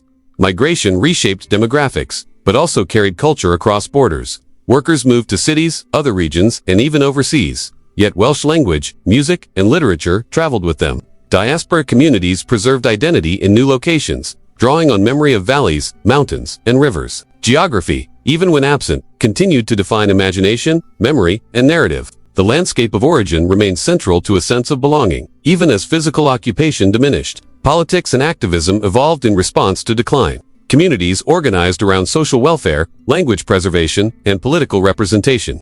Language campaigns, cultural associations, and local councils became instruments of continuity. Valleys, once centers of labor militancy, now hosted cultural revival and advocacy. Geography mediated participation. Dense towns enabled coordinated action. While isolated regions maintained localized structures, the terrain that had shaped struggle now shaped persistence. Education became a key tool in navigating modern challenges. Schools emphasized literacy, vocational skills, and cultural identity. Welsh language programs, cultural studies, and community education supported resilience and continuity. Geography influenced access. Towns and former industrial hubs offered centralized education, while remote valleys relied on mobile teachers, community initiatives, and local institutions. Knowledge became a lifeline in both economic and cultural survival. The environment bore the marks of industrial decline. Abandoned mines, disused quarries, and derelict factories littered valleys. Rivers once carrying goods now ran past empty docks. Terraced housing fell into disrepair. Mountains, which had sheltered both resistance and industry, now framed a landscape of memory and abandonment. Geography shaped both perception and opportunity. Hills offered continuity. Rivers offered potential for new development. And valleys contained the remnants of past prosperity. Communities learned to navigate both physical and economic terrain. Cultural institutions played a central role in sustaining identity. Chapels, societies, and local festivals reinforced language, memory, and social cohesion. Valleys became stages for music, poetry, and drama that reflected both the industrial past and contemporary challenges. Geography mediated experience. The mountains and rivers that shaped life also framed performance, memory, and storytelling. Identity was inseparable from the land, linking past, present, and imagination. Economically, communities adapted to decline in multiple ways. Small-scale agriculture, tourism, and service industries partially replaced extractive labor. Valleys diversified employment where possible, drawing on proximity to urban centers and transport infrastructure. Migration continued, but return and seasonal labor maintained connections to the landscape. Geography both constrained and enabled adaptation. Isolated communities faced persistent challenges, while accessible valleys found new economic roles. Adaptation required ingenuity, resilience, and collective effort. Class and social dynamics shifted. Industrial hierarchies dissolved as employers left and unions reoriented. Families relied on communal networks, kinship, and social institutions. Geography mediated these changes. Concentrated populations in valleys enabled organization, while remote areas retained traditional authority structures. Social cohesion was preserved through shared memory, language, and culture. Even in the face of economic disruption, language remained central to identity. Welsh persisted in homes, schools, and cultural institutions, even as English dominated official and commercial life. Valleys preserved linguistic continuity, linking generations and reinforcing memory of the land. Cultural revival initiatives emphasized literature, song, and oral history.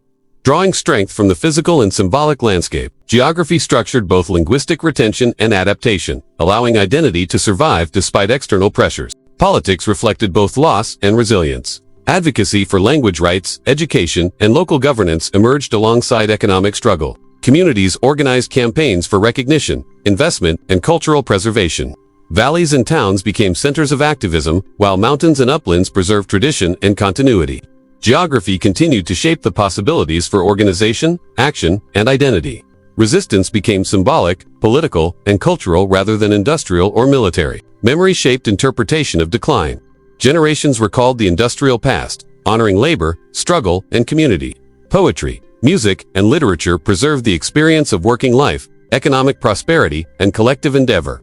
Valleys, rivers, and mountains were both literal and symbolic, linking memory to place. Geography-mediated experience. Physical landscape sustained memory, provided context for cultural expression, and grounded identity in tangible forms. Community resilience emerged in the face of hardship.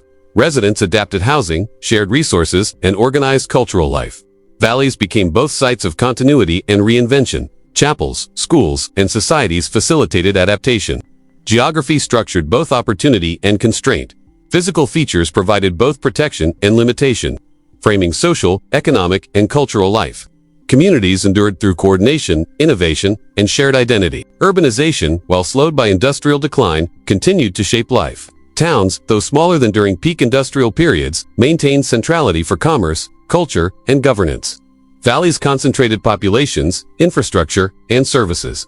Geography dictated accessibility, connectivity, and opportunity, influencing survival strategies and social cohesion. Communities negotiated both physical and economic terrain to sustain life. Industrial decline also reshaped relationships to the landscape itself. Rivers, once channels for commerce, became symbols of lost prosperity. Hills and mountains, once sources of raw material, now framed memory, recreation, and cultural identity. Valleys held both remnants of the past and spaces for adaptation. Geography shaped perception, activity, and cultural meaning, linking land to both history and identity. Cultural revival became central to Welsh survival. Festivals, literature, music, and poetry maintained connection to history and landscape. Chapels and societies preserved language, ritual, and communal memory. Geography facilitated both continuity and expression. Mountains, valleys, and rivers provided the settings, inspiration, and physical space for cultural resilience. Communities maintained identity through adaptation, creativity, and cohesion. Education and literacy continued to reinforce survival. Schools emphasized language, history, and vocational skills. Valleys and towns became centers for instruction and cultural preservation. Geography mediated access and influence. Isolated regions retained local traditions, while more connected areas integrated formal education and innovation. Knowledge, memory, and culture combined to sustain identity across generations. The psychological impact of decline was profound. Generations who had experienced industrial prosperity confronted loss, unemployment, and migration. Valleys that had been vibrant now contained silence, decay, and uncertainty. Mountains framed both shelter and isolation. Communities adapted through memory, culture, and collective effort, preserving identity even in the absence of economic foundations. Geography continued to shape both perception and opportunity. Modern Wales emerged from decline with continuity and adaptation. While industry diminished, communities maintained cohesion, identity, and resilience. Valleys, mountains, and rivers continued to define social and cultural life. Language, literature, and music preserved memory and tradition. Geography, once protective, became symbolic and practical, shaping adaptation and survival. Communities endured, reinvented, and persisted through the challenges of a transformed world. The cost of decline was significant. Unemployment, depopulation, and social stress marked daily life. Valleys and towns bore both physical and economic scars. Yet identity survived through language, culture, and memory. Geography remained central, framing both constraint and possibility. The physical landscape preserved memory, enabled adaptation, and reinforced a sense of continuity with the past. The legacy of modern Wales is one of endurance. Valleys continue to host communities, culture, and memory. Mountains, rivers, and hills preserve linguistic and historical identity. Communities adapted to economic change through creativity, activism, and resilience. Geography remains central, shaping both survival and culture. Identity persists, grounded in land, memory, and tradition, enduring through loss and transformation. The next chapter would explore the cultural, political, and linguistic resurgence in Wales, how communities navigated modernization, preserved language, and maintained identity in a globalized world. Geography, memory, and resilience continued to define survival, linking past, present, and future. Modern Wales is a story of adaptation, endurance, and identity, rooted in both landscape and culture. For over 2,000 years, Wales has occupied a peculiar place in history. To some, it appears as a footnote of minor detail in the stories of larger kingdoms, empires, and nations. Yet that is a misunderstanding. Wales was never merely a shadow of England, of Rome, or of industrial Britain. It was, and remains, a parallel story. Its people, its landscapes, and its culture endured through conquest, colonization, and economic upheaval. The story of Wales is not one of disappearance. It is a story of adaptation, resistance, and memory. From the first hunters who walked its icy plains to the early farmers who aligned stones with the sun, the land itself shaped life and identity. Valleys and mountains, rivers and coastlines were not passive backdrops. They were actors in the story. They protected, they constrained, and they demanded ingenuity. Communities learned to survive within these landscapes, reading the rhythm of the tides, following the seasonal movements of animals, and understanding how geography dictated opportunity. Survival was a skill honed over centuries, and it became central to the identity of Wales. Even as bronze and iron transformed tools, trade, and warfare, the mountains remained stubbornly Welsh. Hill forts, local trade networks, and kinship-based leadership enabled communities to resist domination. The physical environment shaped social and political structures, making Wales difficult to conquer and even harder to govern. Outsiders might control the plains or the lowlands, but the valleys and highlands remained semi-autonomous. Wales' endurance was as much geographical as it was cultural. Roman legions came, but they never fully controlled the principality. Forts and roads marked their presence, yet the people outside the garrison towns maintained continuity. When the empire withdrew, Wales reasserted itself. Kings and princes emerged, governing in law and custom, linking people to land and lineage. Christian faith spread, blending with memory and ritual to form a uniquely Welsh identity. Even under pressure from Ireland or Anglo-Saxon England, Wales maintained cohesion through law, kinship, and culture. Geography dictated strategy, but culture cemented resilience. The centuries of resistance continued. Viking raids, Norman incursions, and English conquest all tested the will of Wales. Owain Glyndwr's rebellion, the struggles against Edward I, and the enduring influence of local princes demonstrated the persistent capacity for organized defiance. Valleys became hideouts, rivers, paths of communication, and mountains, symbols of enduring autonomy. The story of Wales is not merely one of battles or treaties. It is the story of communities surviving, adapting, and asserting identity, despite overwhelming odds. Union with England marked a new chapter, one of administrative control and legal absorption. Welsh law was replaced. English became the language of power, and industry later centralized economic activity in valleys and towns. Yet identity survived. Chapels, cultural societies, and language preserved memory. Valleys and mountains continued to structure life, offering both opportunity and constraint. Even as economic and political power shifted, the people maintained a sense of belonging, a link to history, and a connection to the land. Industrial Wales transformed landscapes and societies. Coal, iron, and slate reshaped mountains, valleys, and rivers. Communities adapted to dense urban centers, labor hierarchies, and social networks formed around both faith and work. Strikes, unions, and cultural revival reflected the enduring spirit of Wales. Geography mediated survival, valleys concentrated population and labor, while mountains provided context, memory, and identity. Industrialization changed the way people lived, but it did not erase who they were. The decline of heavy industry brought hardship, but again, identity endured. Communities adapted through migration, education, culture, and social organization. Welsh language, music, literature, and festivals preserved memory and cohesion. Valleys, rivers, and hills shaped both adversity and opportunity. Geography, which once sheltered insurgents and miners alike, continued to structure life and identity. Despite economic collapse, Welsh culture survived, proving that losing power does not mean losing identity. Across 2 millennia, one pattern remains clear. Wales never vanished. Its people, landscapes, and culture adapted to changing political, economic, and environmental circumstances. Even when law, industry, or external authority imposed control, identity persisted. Memory, language, and culture became tools of survival. Valleys, mountains, and rivers were not just scenery, they were instruments of resilience. They shaped life, anchored communities, and sustained the continuity of identity across centuries. Wales is not a footnote in history. It is a parallel story. Its endurance has depended on the interplay of geography, culture, law, and human resilience. Losing sovereignty did not erase its presence. The Welsh language, poetry, and collective memory preserved identity long after the princes disappeared and industries faded. Valleys, mountains, and rivers continue to hold memory, shaping both daily life and cultural imagination. Survival became a habit, practiced over generations, reinforced by landscape, language, and community. This story is one of adaptation. Wales adapted to conquest, to economic change, and to political integration. It adapted to the imposition of foreign law and the decline of industry. Yet adaptation never meant surrender. Resistance, cultural preservation, and community cohesion persisted alongside adaptation. Wales found ways to maintain identity even under the pressures of external power. Geography, tradition, and memory were the tools of this persistence. Wales is also a story of resistance. From the earliest fortifications to Glyndwr's rebellion, from valley strikes to cultural revival, resistance has been both practical and symbolic. It has taken the form of military strategy, cultural expression, and social organization. Geography enabled resistance, valleys concealed insurgents, mountains provided natural fortifications, and rivers guided communication. Culture enabled it. Language, law, and memory allowed identity to persist. Wales resisted disappearing, even when political authorities suggested otherwise. Memory has been central to survival.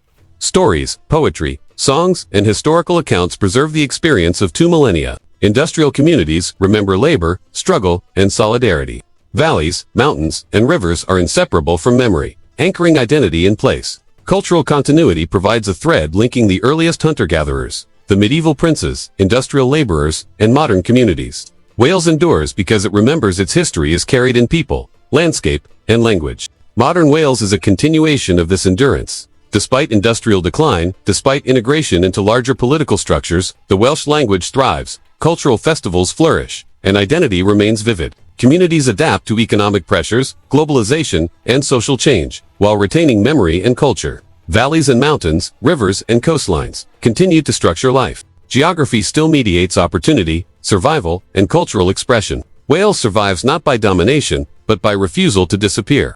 And here, at the end of this long journey, it is worth remembering. This story is not only about the past, it is about continuity, identity, and resilience. Wales teaches us that survival is not just a matter of power, but of memory, adaptation, and cultural tenacity. Losing political authority did not erase language or tradition. Losing industry did not erase community or memory. Valleys, mountains, and rivers remain witnesses to endurance, shaping both history and imagination. Wales survives because it refused to vanish. If you have followed this journey with me, from the first hunter-gatherers to modern Wales, you now understand that Wales is more than a footnote. It is a landscape of survival, a culture of endurance, and a people who adapted, resisted, and remembered across 2,000 years. Its story is inseparable from its geography, its law, its language, and its memory. Wales survived because its people refused to disappear, shaping identity in every valley, along every river, and atop every mountain. And if you want to continue exploring stories like this, stories that uncover the layers of history and bring forgotten landscapes and identities to life, make sure to like this video and subscribe to my channel, Past Picture. By joining the channel, you help keep history alive, connect with narratives that matter, and explore the past in depth, chapter by chapter, story by story. Each video is an invitation to walk alongside the people who shaped their world, to understand how geography, culture, and resilience intersected over millennia, and to see the threads of identity that persist even when empires, industries, and authority fade. So remember, Wales never vanished. It adapted, it resisted, it remembered. It is not a footnote in history, it is a parallel story. Losing power did not mean losing identity. Valleys, mountains, and rivers continued to hold memory. Communities endure, language thrives, and culture persists. Wales survives because it refused to disappear. And through Past Picture, its story, and countless others, we can witness the endurance of people, landscapes, and identity across time. Join me, subscribe, explore the past, preserve memory. Because history is not just events, it is survival, identity, and the stories that refuse to be forgotten. Wales is living proof. And through your curiosity, its story continues to live.